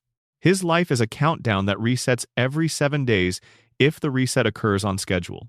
The nature of the treatment involves radiation. Of course it does. The man who built and operates a nuclear power plant, the man who has spent a century in closer proximity to nuclear material than any normal human being, is personally dependent on controlled radiation exposure to sustain his biological function. His body has been altered, over many decades, to a state where it can no longer maintain itself through normal cellular processes. It requires external radiation input. Burns does not just profit from the nuclear industry, he is powered by it. His body has become, in some meaningful physiological sense, a reactor, a system that requires controlled nuclear input to maintain equilibrium, that will go critical without regular calibration. This creates a symmetry that is either darkly beautiful or simply dark, depending on how you look at it. Burns's power plant leaks radiation into Springfield's environment. Springfield's residents are contaminated by that leakage, in ways the show documents through mutations and cognitive changes. And the man responsible for the contamination is himself sustained by the same process he is inflicting on his community, in a controlled private form that he alone has access to. The residents get the leak, Burns gets the treatment. The distinction is everything. Now consider what the show depicts in what is arguably its most famous single scene involving Burns's health. A doctor informs Burns that he has contracted every disease known to medical science simultaneously. Not one disease, not a dozen, every disease. Every pathogen, every malignancy, every degenerative condition in the physician's diagnostic library is present in Burns's body at the same time. This should be instantly fatal. The simultaneous presence of multiple lethal conditions in a single human body should produce a cascade of system failures that would end a life within hours. But it does not, because of what the doctor calls Three Stooges syndrome.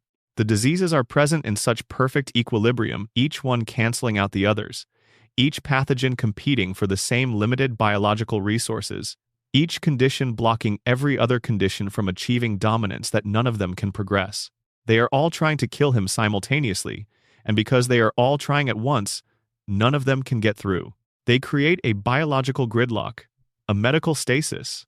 The doctor's conclusion is that Burns is the sickest man in the United States and functionally indestructible. The show plays this for laughs. It is a famous scene, frequently quoted, universally recognized as one of the series' great comedic moments. The joke works on the surface level. The absurdity of being too sick to be killed is inherently funny. In the dark way, the show has always found darkness funny. But under the radiation theory, this scene is not comedic at all. It is the documentation of a medical reality. Burns's body is maintaining the equilibrium of hundreds of competing diseases not through any natural biological resilience.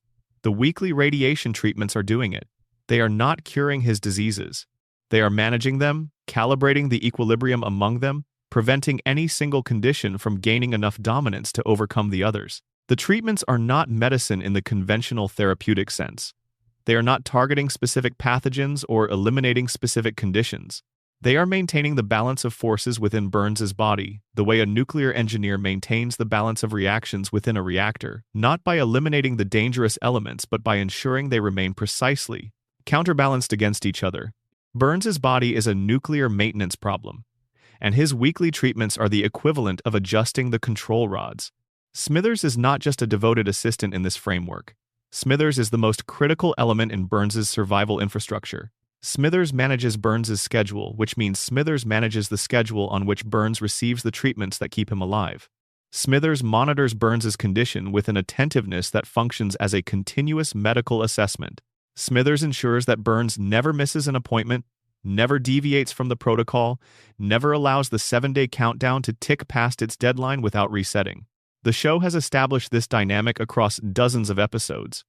When Smithers is absent, Burns deteriorates. When Smithers and Burns are separated for extended periods, Burns's condition worsens visibly. The relationship between them is not simply one of employer and employee, or even of obsessive loyalty and its complicated object. Smithers is the external component of Burns's survival system. His presence is a medical requirement. Smithers knows this. The show suggests that Smithers understands, at some level, that his devotion to Burns is not purely voluntary. He cannot leave because leaving is a death sentence. Not for himself, for Burns. And Smithers is incapable of accepting that outcome. Whether this inability arises from genuine love, from pathological attachment, from the weight of decades invested in a relationship that has become his entire identity, the show leaves deliberately ambiguous. But the result is the same. Smithers stays. Burns continues to receive his treatments. The countdown keeps resetting. And Burns keeps living. His relationship to history adds another dimension to the immortality question that the show explores in scattered references across its run. Burns has met Howard Hughes. He attended Yale during an era when the institution was training the generation that would define the 20th century. He served in World War II, though his role in that conflict was morally complicated in ways the show gestures at. Without fully examining, there are references to a stolen trillion-dollar bill and to activities during wartime that would generate serious legal difficulties if Burns were ever held accountable for them. He has described the Gilded Age, the era of robber barons and massive industrial fortunes, and the original consolidation of American corporate power not as a historical period he studied, but as a period he lived through. He was there, he participated in it. The economic structures he built and operates today are extensions of structures he began assembling over a century ago. This implies something about the nature of wealth and power that the show does not state directly but cannot avoid illustrating. Burns's fortune is not the product of a single lifetime's entrepreneurship, even a very long lifetime. It is the accumulation of more than a century of compounding advantage, of wealth generating more wealth, of influence generating more influence, of each decade's gains being reinvested into the next decade's position. By the time any competitor has figured out what Burns is doing, he has been doing it for longer than they have been alive. The question the show raises, but never answers, is whether Burns is unique. Whether the ability to sustain a life for this long through artificial means is something Burns developed independently, or whether it is a family tradition. The Burns dynasty, as depicted in the show, extends back much further than Charles Montgomery Burns himself. The family wealth predates the Industrial Revolution. Their position in whatever hierarchy governed American wealth and power before the modern era was already established when Charles was born. Which raises the question, how? How does a family maintain consistent, multi-generational control of significant wealth across centuries without the kind of longevity that ensures continuity of leadership? Most dynasties fragment. Most family fortunes distribute and dilute across generations. The Burns family has not fragmented, they have maintained. Before nuclear technology, before the medical interventions that keep the current Burns alive, before any of the tools he now uses to sustain himself, did previous Burns patriarchs employ different methods? Did they find other means of extending their presence long enough to ensure that their accumulations were not lost to the ordinary biological attrition of generational succession? The show does not say. What it does say, across dozens of episodes, is that Burns has survived things that should have killed him many times. He has been shot, he has been hospitalized repeatedly, he has been abandoned in the wilderness. He has collapsed, fallen, been attacked, been poisoned, and every time he comes back, not through the cartoon resilience that allows Homer to walk away from falling off a cliff. Homer's survival is passive, the show simply requires him to survive, so he does. Burns's survival is active. It is engineered. Every near-death experience is met with the full deployment of his infrastructure. Money, medical personnel standing by. The entire machinery of wealth applied specifically to the problem of keeping this one person alive. Homer survives because the show needs him to. Burns survives because he has spent over a century building a system designed to ensure his survival regardless of what happens to his body. The distinction between these two kinds of immortality, one passive and cartoon logical, one deliberate and constructed, is the distinction between a show that does not care about consequence and a show that has been saying something very specific about what sufficient wealth can purchase. Homer's immortality is a storytelling convenience. Burns's immortality is an argument.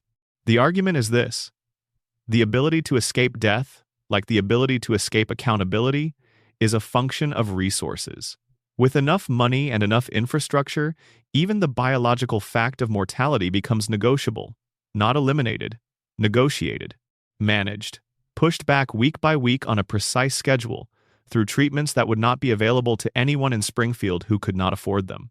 Burns can afford them. Springfield cannot. Springfield takes the radiation, Burns takes the treatment. And the scariest part of this, the piece that the show has never quite said out loud, but has always implied, is that Springfield needs Burns to live. The town's economy depends on the power plant. The power plant depends on its owner's continued active management, because Burns does not operate through a board or a succession plan or any of the institutional structures that would allow his empire to survive him. He is the institution. He is the plan. His survival is the plan. If Burns dies, his empire dies with him, and Springfield, which depends on that empire for employment, for electricity, for the economic foundation beneath its already fragile community, would face a crisis it might not survive. So, Springfield maintains the conditions that keep Burns alive. It allows the plant to operate. It tolerates the contamination. It looks away from the violations and the three-eyed fish and the luminous rats in the basement, because the alternative demanding accountability, forcing remediation, challenging the man at the top would collapse the system they all depend on. Burns is not immortal. He is too expensive to die. And Springfield will keep paying the cost of his survival for as long as he keeps the lights on, which, if his treatment schedule holds, will be forever. The plant keeps running, the lights stay on, and somewhere in his mansion, Burns is counting down to his next treatment, in the body of a man who has been managing that countdown for longer than any doctor who treats him has been alive. Section 6. The Quiet One. There is a member of the Simpson family who has been watching everything that has ever happened in that household, on that street, in that town for 36 years. She has not said a word about any of it. Not because she cannot. The show has established, at specific moments, that she is capable of speech. She has one documented word, daddy, spoken once in a canonical episode, voiced in a cameo that the show surrounded with enough fanfare to suggest it understood the significance. But beyond that single syllable, across hundreds of episodes and several decades of storytelling, Maggie Simpson has maintained a silence so complete and so consistent that it has become, in its way, the loudest thing about her. She is 1 year old.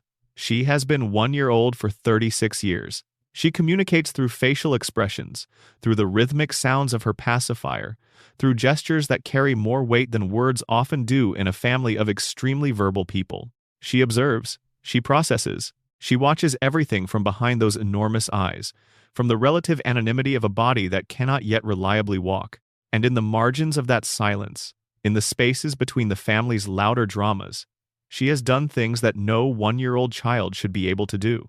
Let us begin with the shooting, because it is the moment the public knows, but it is not actually the most interesting data point about Maggie Simpson. We have already examined the shooting from the angle of the mystery, the questions about who actually pulled the trigger, the alternate theories, the weight of the sundial clue that Burns himself described as accidental.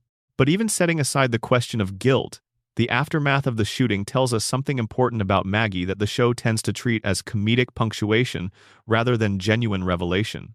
A baby was accused of shooting the richest man in town. The investigation concluded that the accusation was correct. The legal system confirmed that nothing could be done about it because the suspect was an infant. And in the final shot of the episode, after everyone else has left the room, Maggie alone, confirmed to be alone by her own deliberate scan of the space around her, recreates the shooting motion with her pacifier. Focus on the sequence of actions that final shot requires. First, Maggie recognizes that she is being observed.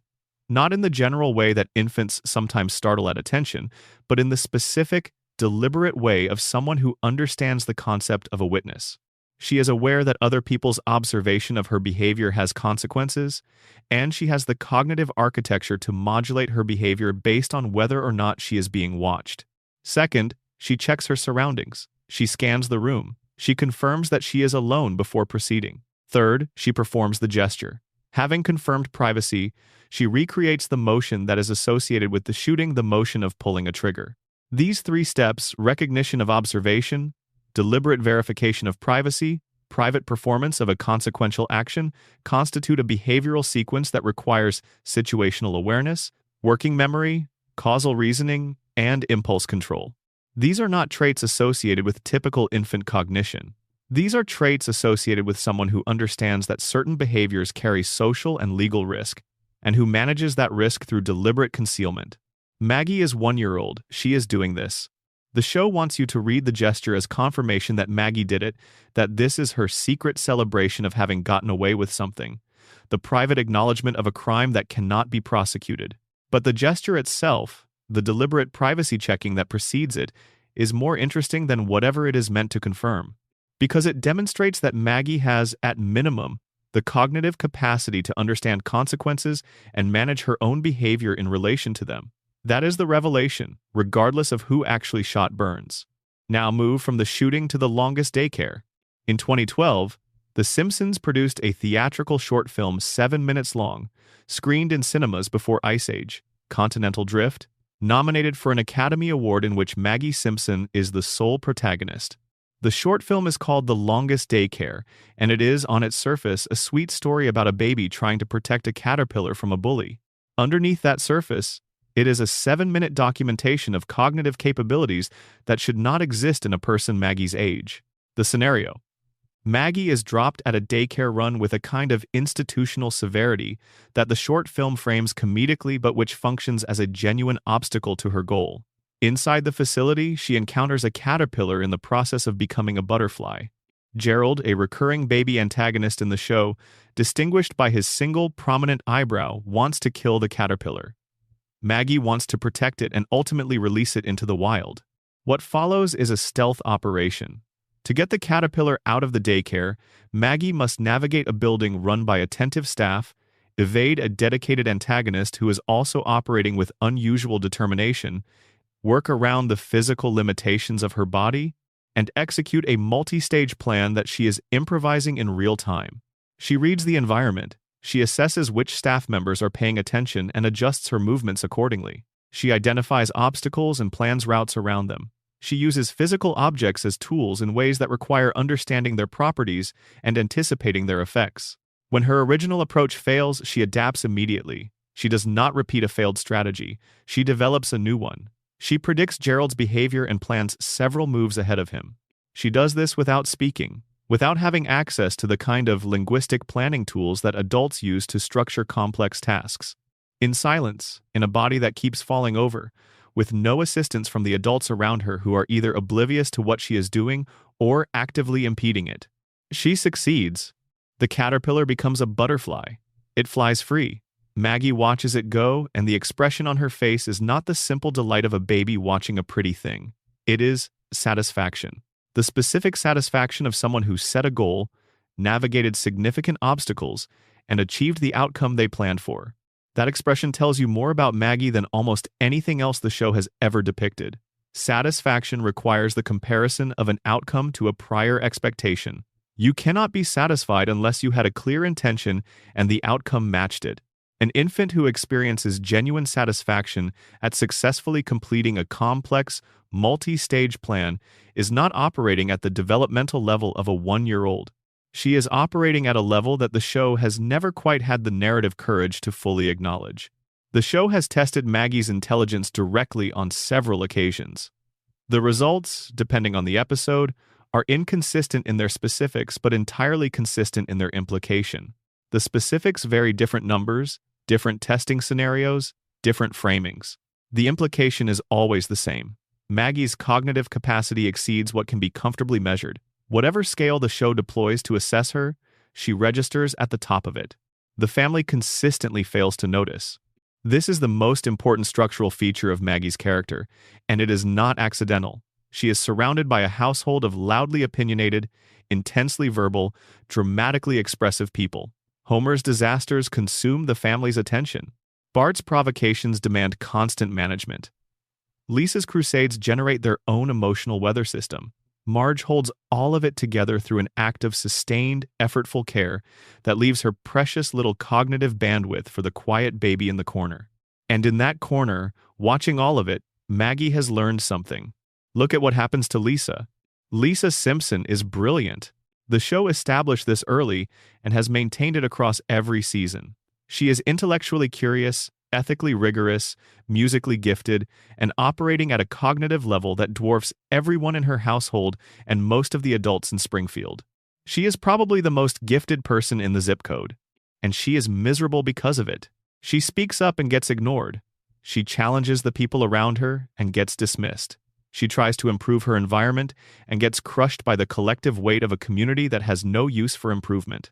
Her intelligence is the defining feature of her experience in Springfield, and what that intelligence has earned her is a childhood full of isolation, condescension, and the particular loneliness of being the only person in a room who can see the problem clearly and being unable to make anyone else understand why it matters. Lisa's intelligence is visible. She announces it. She uses it, constantly, in the most socially exposed way possible. She stands up in class and gives the correct answer. She writes the better essay. She plays her saxophone at full volume through an open window. She argues with adults. She insists on being taken seriously. She refuses to pretend to be less than she is. And Springfield responds by making sure she understands how little that matters. Maggie has watched this happen. She has been watching it since she was born. She has observed her sister fight every day for a recognition that never quite comes, and she has registered the outcome of that strategy. The conclusion Maggie has reached is not the conclusion Lisa reached. Lisa decided that the fight was worth having regardless of the cost. That being herself honestly and visibly was the only version of herself worth being, even if the cost was painful and the rewards were sparse. Maggie decided something different. If intelligence is punished in Springfield, if visibility is a liability, if being noticed means being diminished, if the smartest person in the family is consistently the loneliest one, then the safest possible strategy is to not be noticed at all.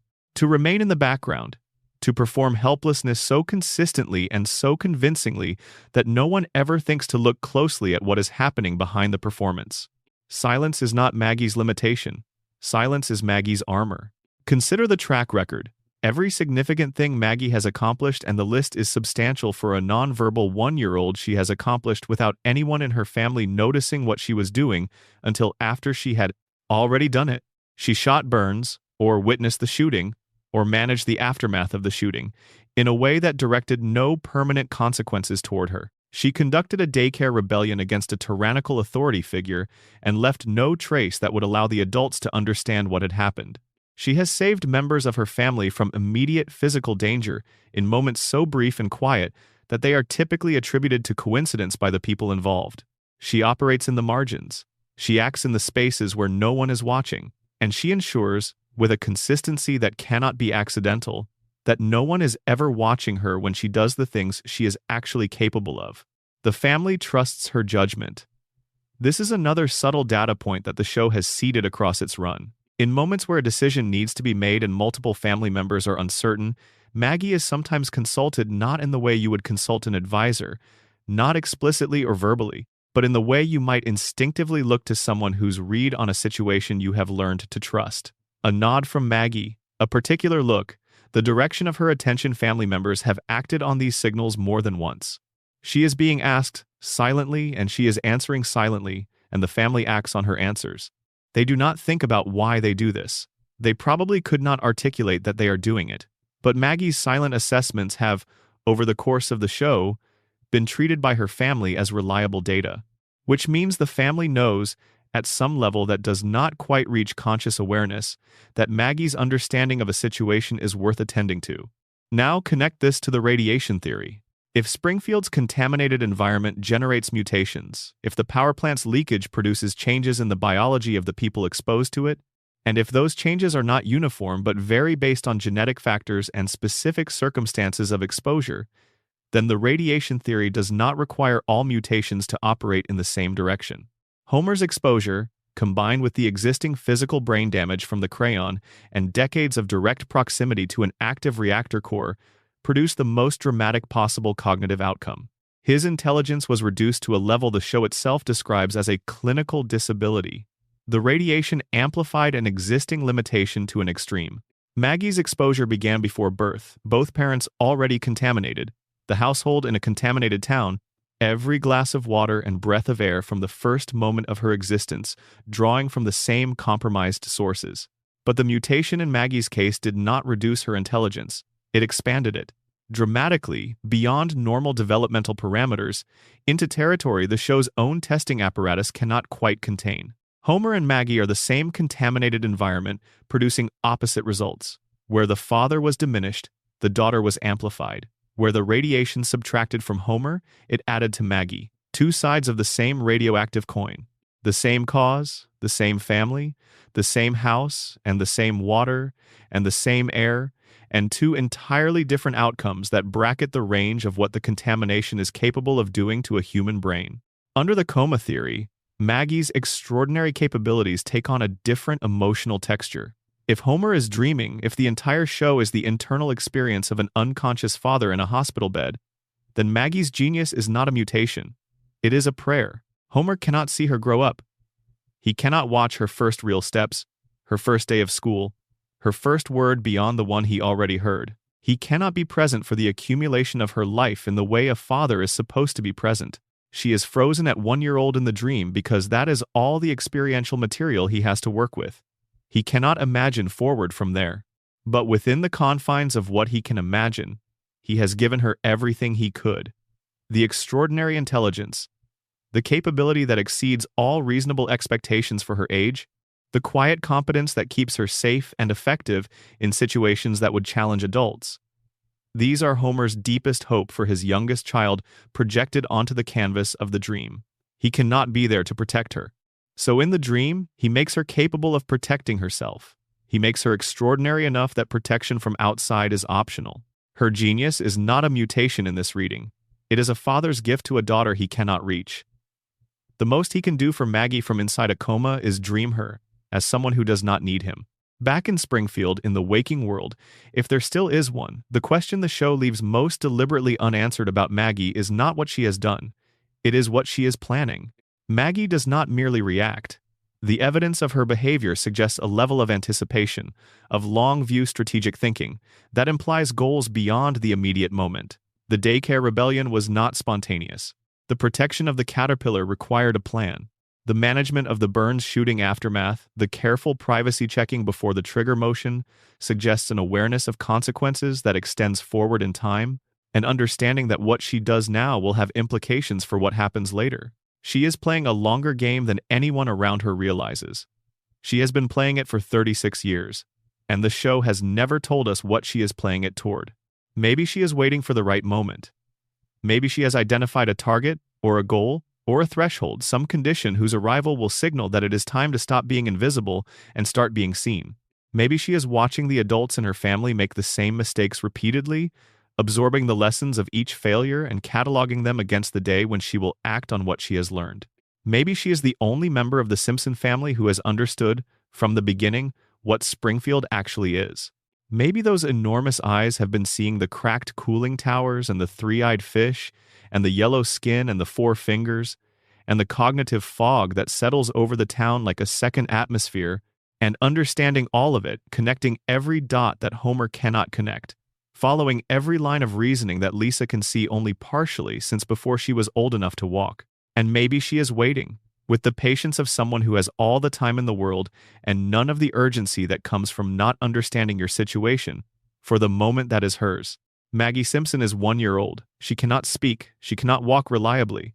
She has shot a man, led a revolution, saved her family from danger, and spent 3 decades watching Springfield without blinking. And Springfield has no idea what it is in for. Section 7. The Mother Who Vanished. For the first 6 seasons of The Simpsons, Homer's mother was dead. That was the established fact. Abe Simpson, Homer's father, the rambling, largely unreliable old man who periodically drifted through the show's storylines, had told Homer that his mother died when he was young. There was a grave. Homer had mourned. He had grown up carrying the particular weight of maternal loss, the kind that gets so deeply embedded in a person's emotional architecture that it stops being a discrete grief and becomes simply the texture of their interior life. And that grief explains Homer in ways that the show spent 6 seasons illustrating without ever quite naming. His desperate need for approval from his wife, from his co-workers, from strangers he will never see again, from Burns, who cannot even remember his name. His clinginess, the way he throws himself into connection with people with a hunger that sometimes embarrasses everyone involved, including himself.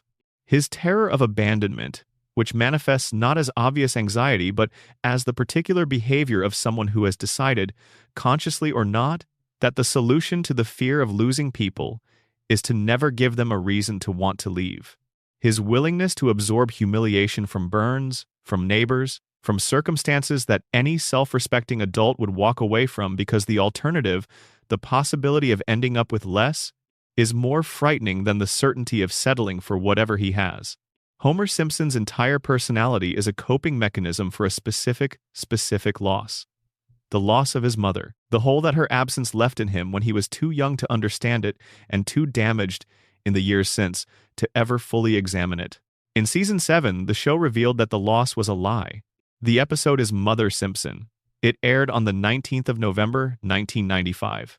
It is considered by many who study the show seriously to be one of the finest single episodes in its entire run. Not because it is the funniest, it is not particularly funny, but because it does something the show had never quite done before. It tells a story about Homer that has emotional weight sufficient to hold your full attention without any jokes to lean on. Here is what happens. Homer fakes his own death to avoid working on a Saturday. He pushes a dummy off a cliff near the power plant, and the town believes he has died. When Marge insists he correct this with the Hall of Records, Homer goes to file the paperwork and discovers something the records contain that changes the fundamental premise of his life. His mother is alive. She did not die. The grave Abe showed him was not hers. It was the grave of Walt Whitman, the poet, whose headstone Abe had been using as a prop for Homer's entire childhood.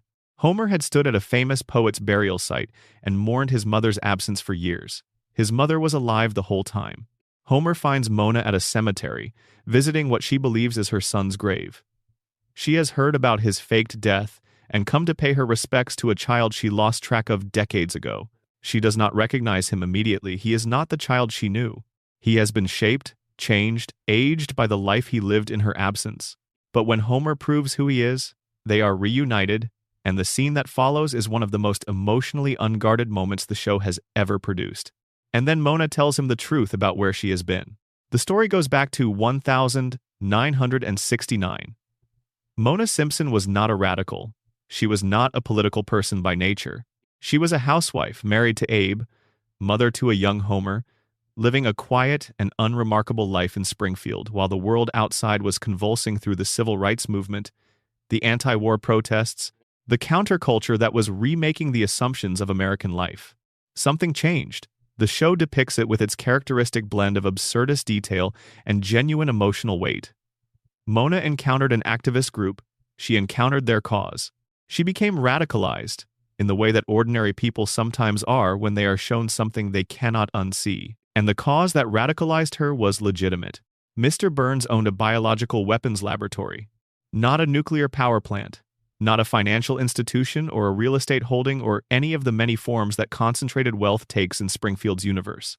A laboratory producing biological weapons, pathogen research, engineered diseases, developed in a facility operating in the same community where Homer was growing up, where families were living their lives, where children were playing in the same outdoor spaces that burned below the shadow of what was happening in that building.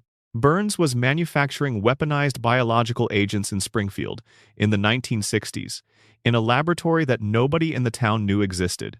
Mona and her group broke into the lab. They detonated what the show describes as an antibiotic bomb, a device designed to neutralize the biological material being stored in the facility. The raid was successful. The pathogens were destroyed. During the chaos of the escape, Mona stopped.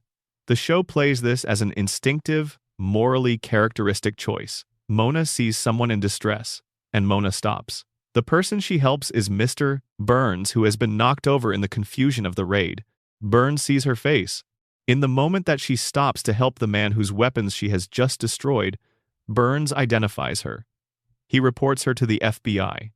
And from that moment forward, Mona Simpson is a fugitive. She cannot return to her family. She cannot contact her husband or her child. She cannot explain to Homer why she is leaving because doing so might put him in danger. She goes home one last time. She kisses her young son while he is sleeping, and she disappears into the night. Homer woke up and his mother was gone. He grew up believing she had died. He spent decades carrying a grief that was real. The grief of maternal loss is real, regardless of whether the mother is actually dead, and building an emotional life shaped by that grief. The clinginess, the need, the terror of abandonment, all real. All genuine responses to a genuine experience, but founded on a lie. Not Mona's lie, Abe's lie. Abe told Homer his mother was dead because telling him the truth would have been more complicated and more frightening, and because Abe Simpson is not a man who handles complicated, frightening truths with grace. Abe chose the simpler story. Homer grew up inside it. And the man who put all of this in motion, the man whose decision to report Mona to the FBI set off the chain of events that shaped Homer's entire emotional life, is Charles Montgomery Burns. Homer works for Burns.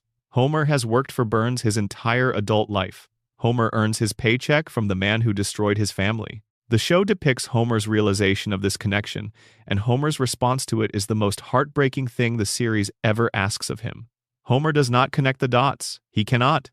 His brain crayon impaired, radiation affected, built over decades on a foundation of unexamined grief and managed cognitive fog, is not equipped to trace the line from Burns the employer to Burns the billionaire who forced his mother underground when Homer was a child. Homer feels the connection at some level. He must. The information is all there, but assembling it into a coherent understanding of cause and effect, into a clear picture of how the systems of power in Springfield have operated on his life across 3 generations, is a cognitive task he cannot perform. The same damage that makes him the perfect safety inspector makes him the perfect victim.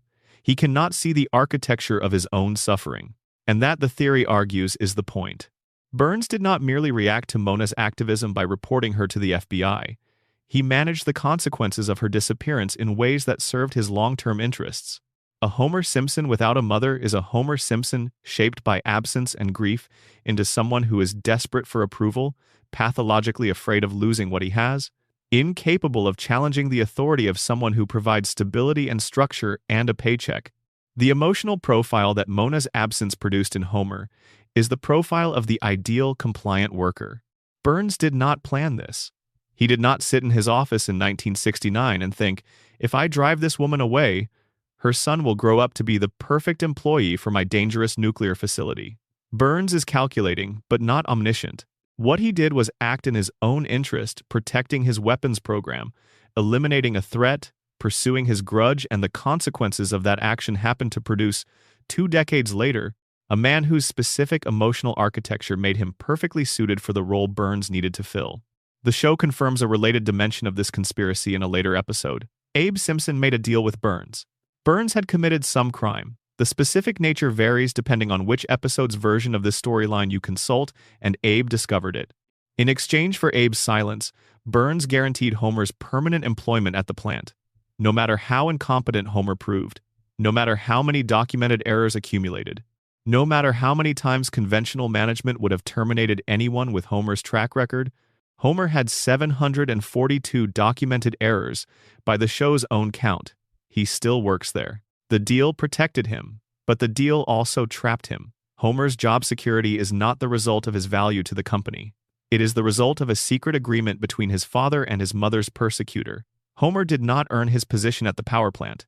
His family paid for it in silence about a crime, in the decades of complicity that silence required, in the permanent psychological debt that comes from accepting protection from the person who broke your family. Homer is not an employee at the Springfield nuclear plant. He is a piece of Burns's damage management infrastructure, maintained in position by a contract nobody told him about, serving a function, ensuring the violations continue, preventing any genuine safety assessment that he is too damaged to understand he is serving. 3 generations of Simpsons. Abe, who discovered something, made a deal, and spent his remaining years oscillating between guilt and forgetfulness. Mona, who fought back, lost everything, spent decades as a fugitive, and returned only to be driven away again. Homer, who inherited the consequences of both parents' choices without ever being told what those choices were, and who lives inside the result every day without the cognitive tools to understand it. Burns wins across all 3 generations. He wins through money and through power and through the FBI and through deals struck in secret. He wins because winning is what he does, and the Simpsons are what happens to the people in his way. Mona died in a later season. The episode handling her death is one of the show's most restrained and moving moments. No big comedic energy, no dramatic peaks, just a man and his mother and the weight of everything they did not get to have. Homer holds her hand. He watches her go. And the grief in that moment is different from the grief he carried for the first 6 seasons, when he thought she was gone because she had died. This grief knows the truth. It knows what happened. It knows who was responsible. Homer holds his mother's hand as she dies, and he is not equipped to do anything with what he knows except to feel it. That is the conspiracy. Not a conspiracy of shadowy organizations or elaborate schemes. A conspiracy of power asserting itself the way power always does through the quiet destruction of the people who threaten it, the calculated maintenance of the people who serve it, and the systematic elimination of anyone who might understand what they are looking at. Mona understood. She was eliminated. Abe half understood. He was bought. Homer understands nothing. He is maintained. And Burns sits at the center of it all, kept alive by his weekly treatments, writing the rules of a town that does not know it is being written, collecting the dividends of a century's worth of accumulated power while Homer Simpson sleeps at his workstation in Sector 7G, Section 8, the town that knows no place. Springfield is everywhere. This is not a rhetorical flourish. It is a geographic statement so thoroughly supported by the show's own internal evidence that it has ceased to function as a mystery and has become something closer to a principle. Springfield does not have a fixed location in the United States because Springfield was never designed to have a fixed location. It was designed to be a composite, a Frankenstein construction assembled from the most recognizable pieces of every American community that has ever existed, stitched together without regard for geographic logic, and presented as a coherent place. The result is a town that has mountains and oceans and deserts and farmland, all within manageable driving distance. A town that borders Ohio, Nevada, Maine, and Kentucky depending on which episode you happen to be watching. A town whose area code begins with 636, which is a Missouri area code, but whose state abbreviation has been shown in various episodes as NT, which is not a real state, and several other configurations that do not resolve to any consistent location. In one episode, the capital of Springfield State can be reached by calling a number that, when someone answers, identifies the state as one that starts with a vowel. This eliminates some possibilities. It does not narrow the field to a manageable range. Matt Groening has acknowledged, in a 2012 interview with Smithsonian Magazine, that he named Springfield after Springfield, Oregon, partly because of proximity to where he grew up, and partly because Springfield is one of the most common city names in the country. For approximately 48 hours, this seemed to settle things. Springfield was in Oregon. The show then continued airing episodes that placed Springfield's geography in contexts inconsistent with Oregon. The writers did not honor Groening's confession. They kept the ambiguity going, which suggests that the ambiguity was never really about the creator not remembering or not deciding. The ambiguity was the point. Springfield's location is maintained as a mystery, not because no one knows the answer, but because having an answer would cost the show something it values more than geographic consistency. A Springfield in Oregon belongs to people from Oregon. A Springfield that could be anywhere belongs to everyone. This is the surface-level explanation, and it is a good one. The show's entire premise as a satire of American life in general, rather than of any specific regional culture, depends on universal relatability. Springfield's geography cannot be fixed without narrowing the audience it speaks to. The ambiguity is a feature built into the show's design philosophy. But there is a second explanation available, one that runs below the surface explanation and connects to the other theories we have been discussing. Consider the legal implications of a town with no fixed location. A town with no established state address has no consistent regulatory jurisdiction. The Environmental Protection Agency operates within a federal framework, but environmental enforcement on the ground depends significantly on state agencies, state environmental protection offices, state departments of natural resources, state attorneys general. These agencies have geographic jurisdiction. They can investigate facilities within their borders. They can issue citations, compel remediation, bring civil actions against polluters. If Springfield's location is genuinely ambiguous, if it cannot be pinned to a specific state, then which state's environmental agency has jurisdiction over the Springfield nuclear plant? Which state's attorney general is responsible for investigating the three-eyed fish and the cracked cooling towers and the 342 safety violations? Which state's labor department is responsible for the skeletons in the basement? The answer, in a town with no fixed coordinates, is that no one has clear jurisdiction. The regulatory apparatus that exists to hold facilities like the Springfield nuclear plant accountable for their environmental impact requires geographic specificity to function. Without it, the question of who is responsible for overseeing what Burns is doing is genuinely unanswerable. Springfield floats between states because floating is safer than landing. Landing means accountability.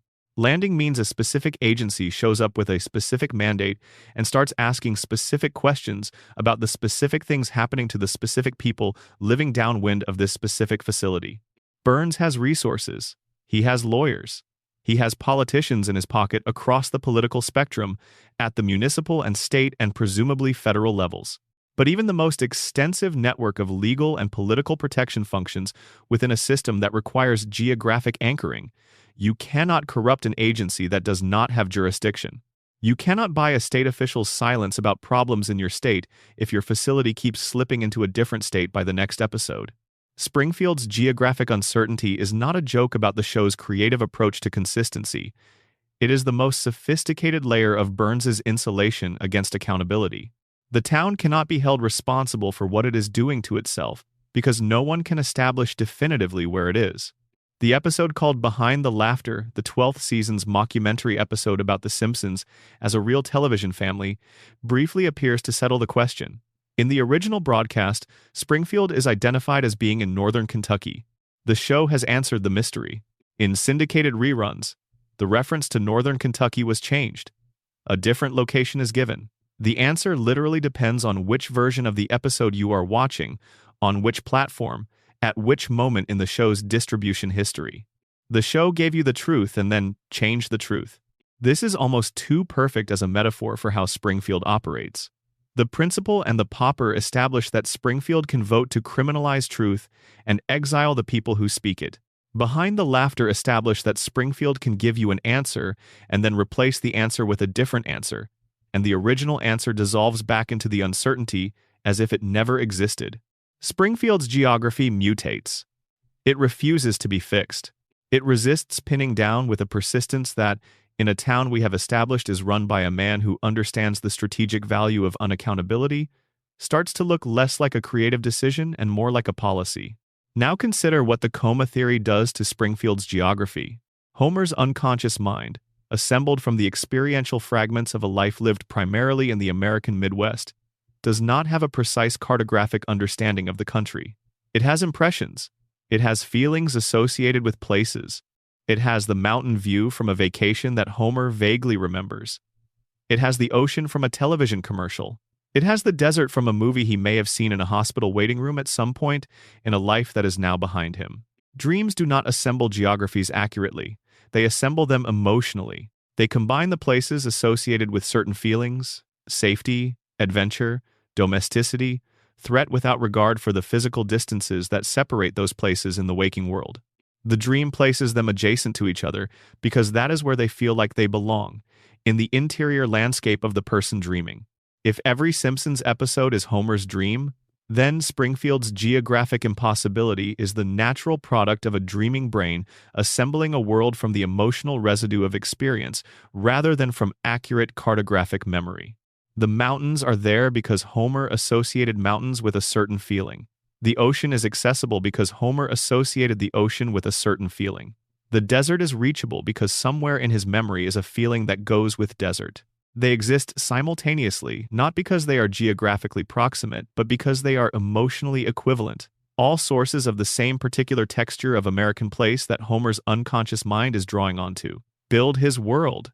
The dream does not know about geographic logic. The dream knows about emotional logic. And in emotional logic, every American landscape can be right next door. The radiation theory offers its own reading of Springfield's impossible geography. If the contamination from the plant has affected the biological reality of the town's residents in visible, measurable ways, if it has produced mutations in the local wildlife, changes in the human population's physical characteristics, alterations in the cognitive function of everyone exposed to it, then why should its effects be limited to biology?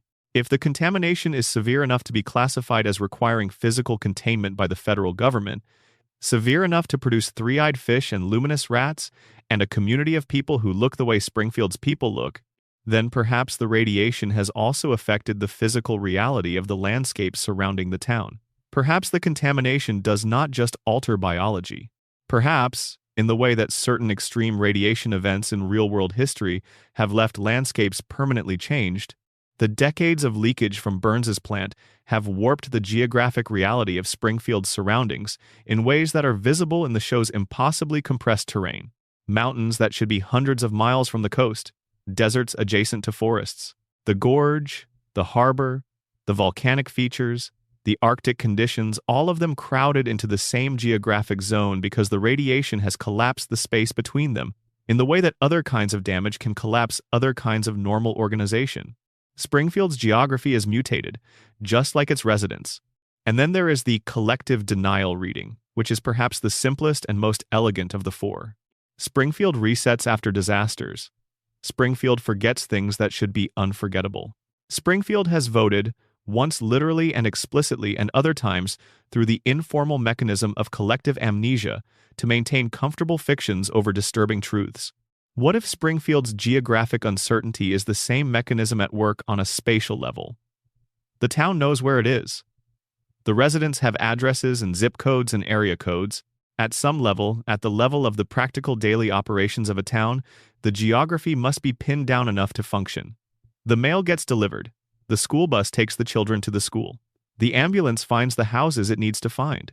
But the town has also decided, through the same unspoken social contract that allows it to forget catastrophes and exile truth-tellers, not to know where it is officially, not to have a fixed location on any map that an outsider could use to find it, not to allow the geographic anchor that would allow federal regulators to establish jurisdiction or journalists to establish an address, or anyone from outside the community to arrive with the specific knowledge of exactly where Springfield is and what has been happening there, and who is responsible for it. Springfield hides its location in plain sight. It puts on an act of geographic confusion that is so thorough and so consistently maintained that it has become real, has become the actual lived experience of a town that is simultaneously everywhere and nowhere, and thus untouchable by any system that requires knowing where you are before it can hold you accountable. You cannot find what does not know it can be found. Springfield is everywhere. Springfield is nowhere. And whatever is happening inside its borders stays inside its borders, in a community that has agreed through radiation, or dream, or collective denial, or the specific kind of fear that comes from knowing what you would have to face if you ever let the truth land to keep its location permanently. Ambiguous. The town that everyone knows and no one can find. A town that belongs to everyone because it belongs to no specific jurisdiction. The most famous fictional address in America, with no address. Section 9. The man who dies every week. There is a man in Springfield who has died more often than any other character in the history of American animation. He dies in canonical episodes, not Treehouse of Horror specials existing outside the show's main continuity, not dream sequences, not alternate universes. Regular episodes. Normal Springfield episodes where the events depicted are treated as real within the show's universe. He dies, and then he appears in the very next episode, completely fine, with no explanation offered for his return and no acknowledgement that he was absent. He is simply there again, in the background, ready to be killed again. His name is Hans Moleman. He is small, elderly, nearly blind, and exists within Springfield's world primarily as a recipient of misfortune. He is hit by cars. He is crushed by objects. He is buried alive, struck by lightning, incinerated, consumed by animals. He falls into things. Things fall on him. The universe appears to have designated him as the point through which its most extreme cruelties must pass, a lightning rod for catastrophe who absorbs disasters that would destroy any normal person and then reconstitutes himself to absorb more. In one episode, he states his age as 31. He appears to be somewhere between 70 and 100. If he is telling the truth and the show gives us no reason within the episode to believe he is not, something has aged him catastrophically in advance of his biological time, something took a man who should be in the middle of a normal adult life and compressed 30 or 40 years of physical deterioration into a body that has only experienced 31 years. The radiation theory points at the plant. Dramatic premature aging is a documented effect of high-level radiation exposure in real-world medical literature. If Moleman was born in Springfield, raised in Springfield, exposed to whatever the plant has been leaking into the environment, then his appearance at 31 may not be an anomaly. It may be the most extreme example of what the contamination is capable of doing to a person, given the right combination of individual biology and accumulated exposure. His apparent indestructibility despite his fragility is the detail that requires explanation. Moleman dies. Not in the ambiguous way that action movies sometimes treat near-fatal injuries as technically survivable. He dies. The show depicts his deaths with enough specificity and consequence to distinguish them from Homer's survivals. Homer endures. Mulman ceases. And then he comes back. The radiation theory's explanation: whatever the contamination has done to Mulman's physical aging, it has also done something to his cellular regeneration. His body can reconstitute itself after fatal trauma because the radiation has altered his biology in ways that make cellular death a reversible condition for him specifically. He is the most extreme mutation in Springfield, not 3 eyes or 4 fingers or yellow skin, but the capacity to come back from actual death through biological processes that should not exist in any organism. He is both the most damaged person in the town and the most biologically altered. The contamination did not just age him prematurely. It gave him something in exchange. The coma theory's explanation is darker and lonelier. Mulman is a background process in Homer's dream, a minor character, a piece of atmospheric population that the dream generates to make Springfield feel inhabited. He is not a person Homer knew well in waking life. He is a type, the hapless background figure, the source of low-level comedic misfortune that fills the margins of a scene. Homer's dreaming brain generates him when the scene needs him and does not carefully maintain his continuity between episodes. He dies because the dream occasionally allows minor characters to lapse, and he comes back because the dream needs him to populate the next scene. Under this reading, Mulman's repeated deaths are not biological mysteries. They are editorial gaps, moments where the dreaming brain's attention slips and a character is lost, only to be reassembled when required by narrative function. The collective denial theory offers the most socially disturbing explanation. A man dies in public, visibly, in front of witnesses, regularly. And nobody in Springfield does anything about it. Nobody calls for an investigation. Nobody demands to know how he keeps returning. Nobody treats the repeated death and resurrection of a community member as anything other than background noise. Springfield has normalized Mulman's deaths the way it has normalized everything else that should be alarming. The 3-eyed fish, the billionaire who glows in the dark, the baby who shot someone, the principal who is not who he says he is. In Springfield, even the repeated deaths of a specific community member are not sufficiently alarming to break through the collective agreement to not look too closely. If the town can vote to exile the real Seymour Skinner and make it illegal to acknowledge the truth, it can certainly simply decide not to notice that Hans Mulman died last week and is apparently fine now. Which brings us to the other quiet tragedy of Springfield. The one that has been accumulating across 36 seasons in the life of a man who lives next door to the most consequential disaster magnet in the country, and absorbs the secondary effects of that proximity with a grace that the show has established is not, in any meaningful sense, natural. Ned Flanders. On the surface, Ned is Springfield's saint. He is kind to a degree that makes people uncomfortable. He is patient. He is devoutly, genuinely, comprehensively religious in a way that the show plays for jokes about overzealousness, but which represents a real and consistent spiritual commitment. He is physically fit and financially responsible and good to his children, and generous to his neighbors, and tolerant of Homer's behavior with a forbearance that most people would find impossible to sustain for a week, let alone for 3.5 decades.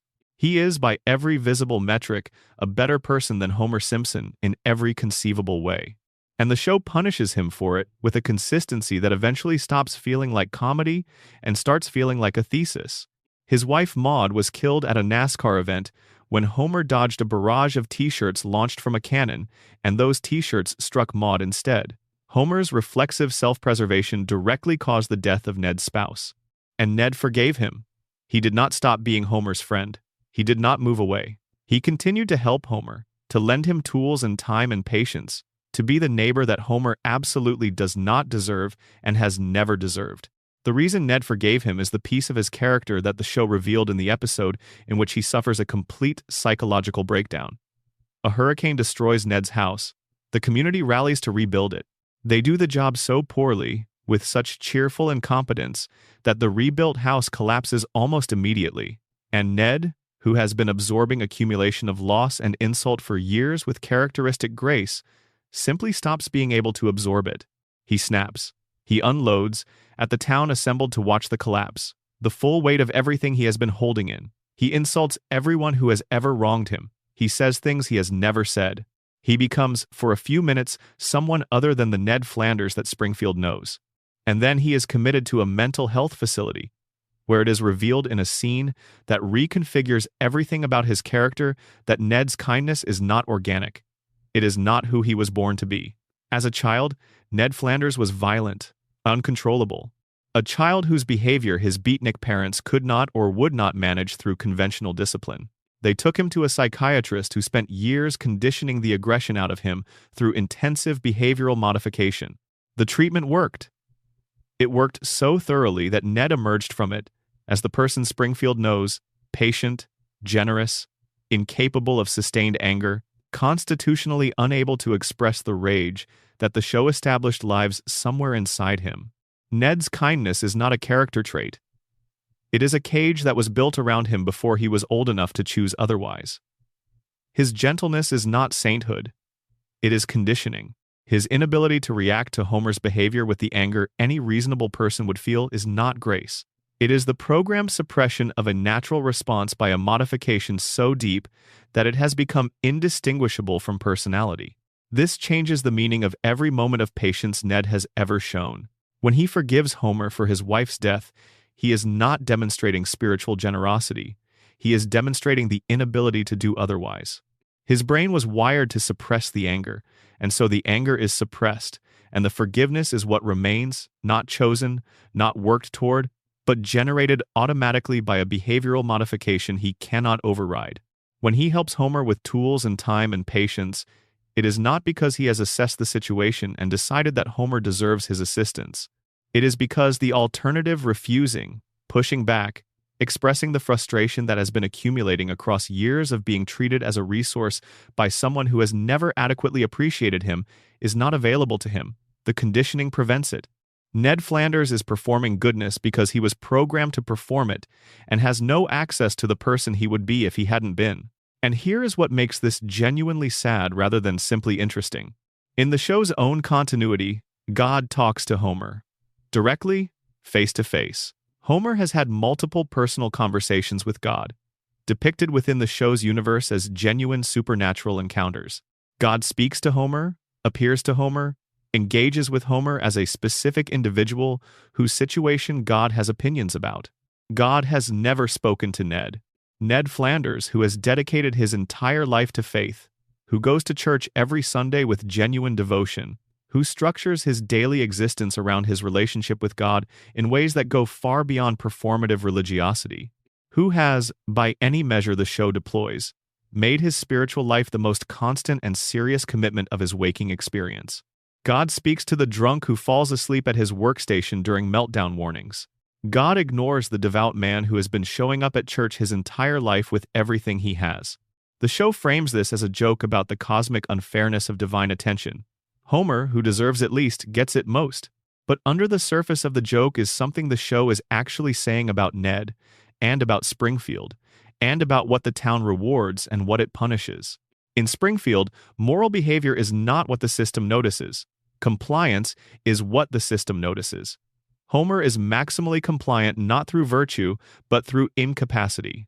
He cannot resist Burns effectively because he cannot see clearly enough to understand what he is resisting. He cannot challenge the structure of his situation because his cognitive architecture, damaged by crayons and radiation and grief, is not capable of formulating that challenge. He is compliant because he has been broken into a shape that fits the space the system has for him. Ned is compliant through conditioning. His behavioral modification produced a man who cannot resist, who cannot push back, who cannot ultimately challenge anything about his situation because his own wiring will not allow it. The system does not reward virtue. The system rewards compliance. And since both Homer and Ned are compliant, one through damage and one through programming, the system treats them with the same indifferent neutrality. Homer gets the benefits of Homer's life. Ned gets the benefits of Ned's life. Neither of them gets any recognition of the degree to which their situation was imposed on them by forces beyond their control. Ned Flanders is doing everything right in a system that does not have a category for rightness. The system has a category for compliance, and a category for power, and a category for wealth. Ned's goodness does not map onto any of those categories, and so it earns him nothing that the system considers a reward.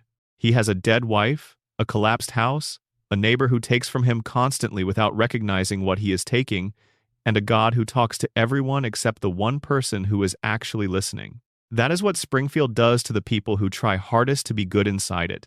That is what happens when you do everything right in a system that was never designed to reward rightness. Ned Flanders and Hans Moleman are in many ways the two most honest characters in Springfield. Moleman honest in the sense of being a direct expression of what the environment does to people, what the radiation or the dream or the collective denial does to a human body that exists inside it long enough. Ned honest in the sense of demonstrating what happens when genuine moral effort meets a system that is built around something other than morality. They are both Springfield's victims. One dies repeatedly and reconstitutes. One does everything right and absorbs the punishment for it with a grace that is not grace but programming. The gap between them and Homer, the gap between the people Springfield grinds down and the person Springfield uses, never closes. The system is not designed to close it. That is the whole point. Section 10. The loop we built. Let us talk about the predictions.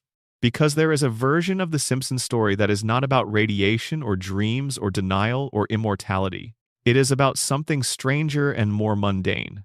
The fact that a television show produced between 1989 and the present day has accurately anticipated future events with a frequency that, at certain moments, makes the word coincidence feel inadequate. You have probably seen the headline versions of this story.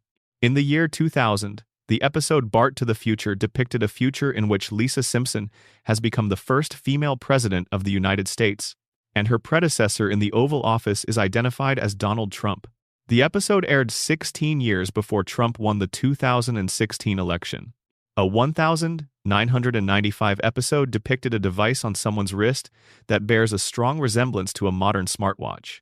A 1998 episode contains a mathematical equation that appears to anticipate the mass of the Higgs boson particle, which would not be experimentally confirmed until 2012. In a 1993 episode, a flu virus originating in Asia spreads to Springfield, causing mass panic, shortage anxiety, and a frantic search for a cure, an episode that aired 27 years before the COVID-19 pandemic. In 1996, the episode Homer Palooza contains a joke in which the hip-hop group Cypress Hill accidentally books the London Symphony Orchestra. In 2024, 28 years later, Cypress Hill performed with the London Symphony Orchestra at the Royal Albert Hall. The list goes on. The Disney acquisition of 20th Century Fox was depicted in a 1998 episode. The actual acquisition occurred in 2019. Video calling technology, autocorrect failures, surveillance culture, robotic animals, three-dimensional printing, mass global sporting events going wrong in specific ways. The show appears to have seen around corners for 36 years. The internet responds to each new apparent prediction with a mixture of delight and genuine unease. How are they doing this? The most extreme responses suggest time travel or a writing staff with access to classified predictive intelligence, or the show's function as some kind of encoded prophetic text. The actual explanation is considerably simpler and considerably more interesting in its simplicity.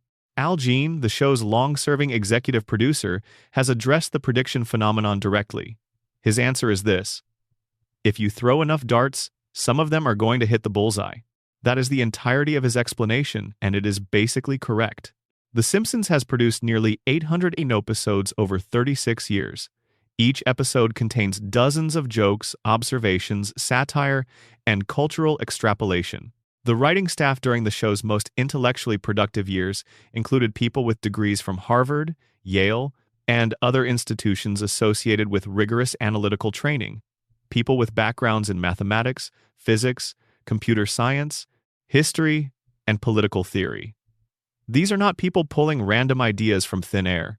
They are careful, intelligent observers of American culture who spend their professional lives studying trends, understanding systems, and asking where current trajectories lead if you follow them forward a few steps.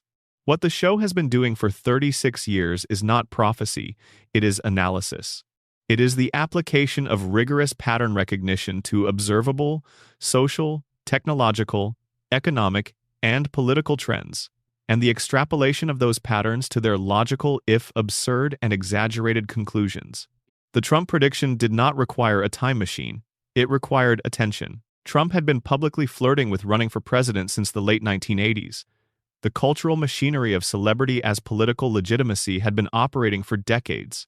The specific combination of those ingredients, a famous person, a tabloid personality, a man who had spent years performing the spectacle of success, was visible in 1999 to anyone paying close enough attention. The show paid that attention, pushed the trend to its logical conclusion, and filed it in a joke about the absurd direction American politics was heading. American politics then headed in exactly that direction. The Disney-Fox merger did not require insider knowledge. Media consolidation was an accelerating, visible, thoroughly documented trend in the 1990s. The major studios were consolidating. The major networks were being absorbed. The direction was clear to anyone watching the industry. The show pushed the trend further than it had gone and depicted a megacorporation absorbing one of its competitors. The trend eventually caught up to the joke. The smartwatch did not require invention. The miniaturization of personal electronics was already in motion in 1995. The direction was visible. The show extrapolated. Confirmation bias does the rest of the work. Across 800 episodes containing thousands of observations, predictions, satire, and extrapolation, the ones that turn out to be accurate get screenshotted and shared and cataloged. The ones that do not, the jetpacks that never arrived, the moon colonies that haven't materialized, the political outcomes that went different ways, the cultural shifts that never happened are forgotten. Nobody builds conspiracy theories around the predictions that failed.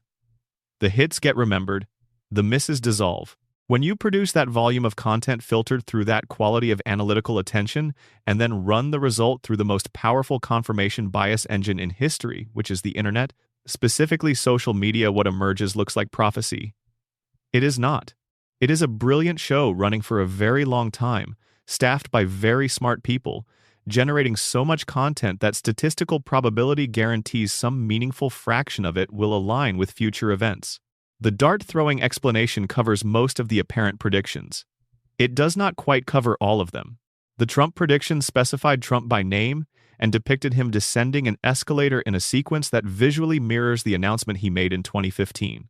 The Siegfried and Roy episode did not merely suggest that exotic animals are dangerous.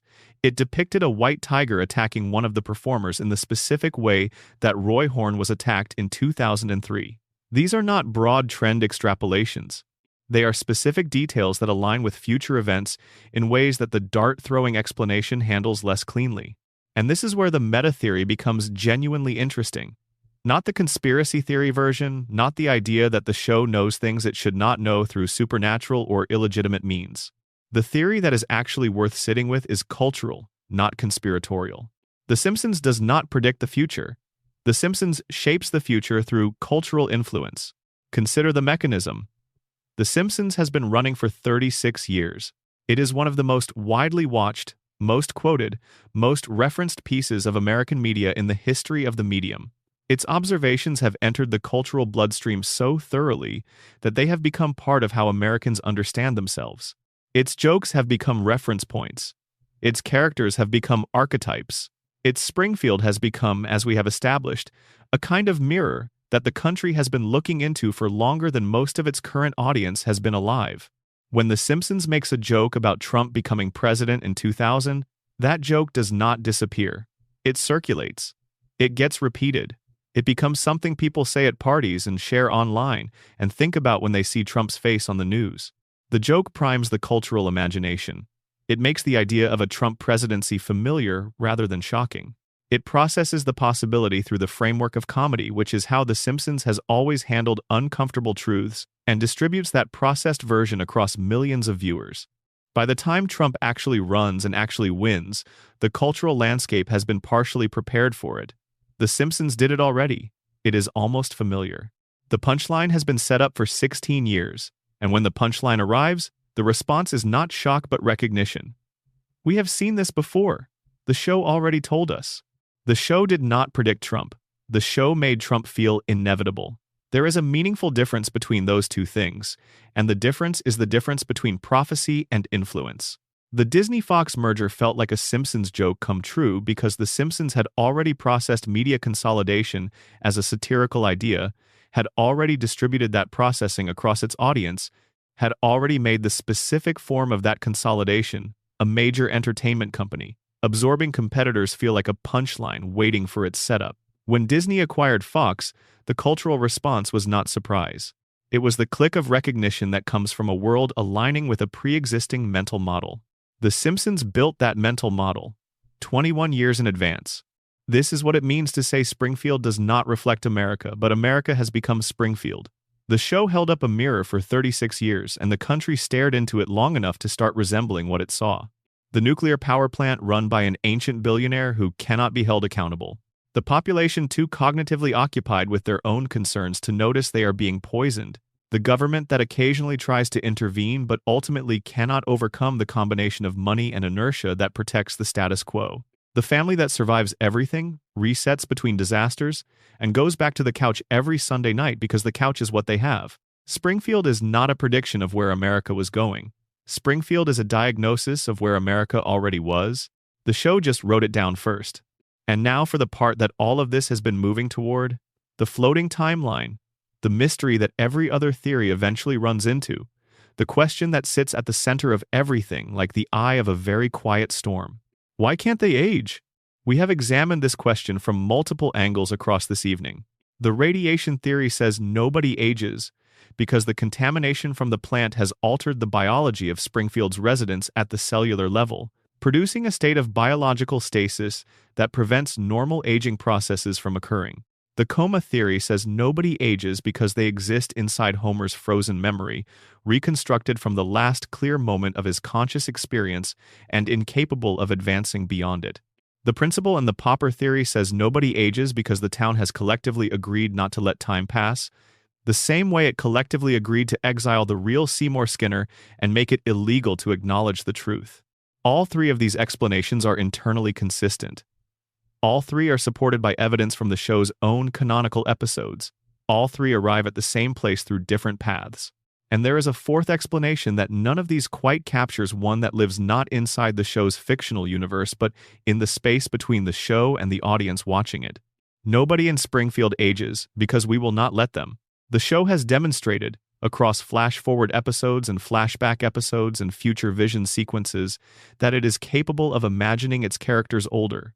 It can do this. Lisa, as a 23-year-old, engaged to be married, brilliant and lonely, and struggling to reconcile who she is with what the world seems to want from her. The show has depicted this. It is not a failure of imagination that prevents the show from aging the characters. It is a choice. And that choice is not being made only by the writers. It is being made by us. Think about what it would mean for Bart Simpson to turn 11, for Lisa to turn 9, for Maggie to say her second word and her third and eventually to grow into the person that decades of subtext suggest she has been waiting to become. Think about Marge with gray in her hair and Homer with a body that has finally accumulated the damage it has survived. Think about the family on Evergreen Terrace in 20 years, in the version of Springfield where time has been allowed to pass. That family would not be the Simpsons anymore. Not in the way we know them. The relationships would be different. The dynamics would have evolved. The things we love about the show, the specific texture of a Homer and Bart relationship in which Homer is the bumbling authority figure and Bart is the cheerful saboteur, the specific texture of a Lisa who is 8 years old and already knows more than everyone around her, those things would be gone. Replaced by something new, something that might be good, something that might be genuinely wonderful. But not the thing we have. Not the Sunday night feeling of the couch and the couch gag and Homer in the driveway and the family running to their places on the sofa and everything exactly as it was. We pressed pause on Springfield in 1989 and we never pressed play. The floating timeline is not something that happens to us. It is something we require. The show cannot let The Simpsons age because the audience cannot let The Simpsons age, because The Simpsons aging means The Simpsons ending, and The Simpsons ending means admitting that the time we watched it has also passed, that we are also older, that the couch we sat on as children watching those opening credits is in a different house now, or a landfill, or just gone in the way everything eventually goes. The Simpsons being permanent is a kind of proof that we are still here, that the things we loved are still real, that the era those shows belong to is not finished yet, has not been sealed away into the completed past, is still accessible on Sunday nights at 8 o'clock when the couch gag plays, and Homer runs through the front door and the family assembles. We need them to be fine. We need the loop to keep running. We need the episodes to keep producing that particular feeling. Not happiness exactly, but something close to safety. The safety of a world that resets. The safety of a family that comes back together by the end of every episode, regardless of how badly things went during it. The safety of a town that forgets its disasters so we do not have to carry them either. Springfield is our town. Homer is our father, bumbling and lovable and not quite adequate to the situation, but trying, always trying, in the specific limited way he has. Marge is our mother, patient in a way that has always been a little heartbreaking, holding things together through effort and love, and the quiet heroism of someone who has decided that this family is worth maintaining. Bart is who we wanted to be. Lisa is who we should have been. And Maggie is the part of us we keep hidden, the watcher, the understander, the one who sees everything and says nothing and waits for the right moment. They are us. They have been us for 36 years. And we cannot let them go, because letting them go means letting a version of ourselves go, the version that was young when the show was new, that sat on a different couch in a different room, that had parents who were not yet old, and grandparents who were not yet gone, and a world that had not yet done the specific things the world eventually does to everyone.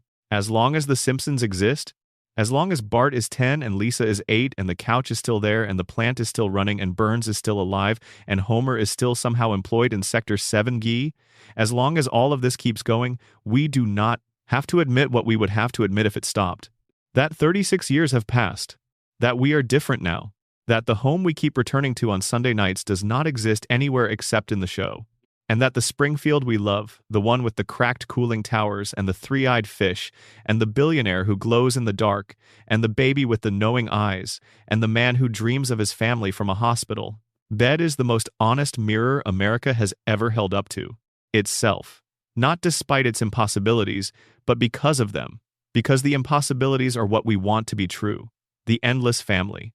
The permanent children. The home that cannot be lost because it exists in a loop that never ends. The radiation theory explains the mutations. The coma theory explains the stasis. The denial theory explains the forgetting. The prediction phenomenon explains the strange accuracy of the show's satire. The Burns immortality theory explains the persistence of power. Mona's story explains the depth of Homer's brokenness. The Skinner revelation explains the machinery of Springfield's denial. Maggie's silence explains the cost of intelligence in a town that punishes it. All of these theories, individually, explain specific things about Springfield. Together, they explain the whole. They explain why a cartoon family on a cartoon couch in a cartoon town has managed to mean more to more people for longer than almost anything else in the history of American television. Because Springfield, for all its impossibility, is the truest place we know. Because The Simpsons, for all their mutations and damage and dysfunction, are the most familiar family we have. Because the town that cannot be found on any map somehow contains exactly the street we grew up on, the school we went to, the neighbor we knew, the job we had, the argument we had with our parents about exactly the thing Homer and Marge argue about in that episode, we have watched 17 times. We know Springfield. We have always known it. And here's the final thing, the last mystery. The one that all the others are really about. After 36 years of watching, after 788 episodes and counting, after all the theories and all the evidence and all the long evenings spent in Springfield trying to understand what we are looking at, why can't we leave? The answer is simple. The same answer that the show has been giving us since the beginning, in every episode, across every season, through every reset and every disaster and every moment where the couch catches them and the family is together and the credits roll. Because they are still there. And as long as they are there, we know where home is. Springfield will outlast everything. It will outlast the network that airs it and the platform that streams it, and eventually even the format it exists in. Bart will still be 10 when everything else about the world has changed beyond recognition. Lisa will still be playing her saxophone. Homer will still be somehow employed. Marge will still be holding it together with both hands and considerable grace. And Maggie will still be watching. Still waiting. Still carrying everything she knows behind those enormous eyes. Behind 36 years of deliberate silence. Behind the most effective disguise in Springfield's considerable history of people hiding what they are, waiting for the moment that is hers. Maybe that moment has already come. Maybe we will know when she is ready to let us know. Until then, Springfield is there, the couch is there, the loop is running. You can come home whenever you need to. It will be waiting. It always is. Thank you for spending this evening in Springfield. If you are still with us, welcome to the other side of a very long night. Wherever you are in the world, whatever time it is where you are, we hope this was worth the company. The show that never ends deserves a conversation that takes its time. Leave a comment with where you are and what time it is. There is something genuinely lovely about knowing all the different corners of the world that are quietly watching Springfield at this particular moment. And if you have not subscribed, this is the place where that becomes a reasonable next step. Until next time, sleep well. Springfield will be here,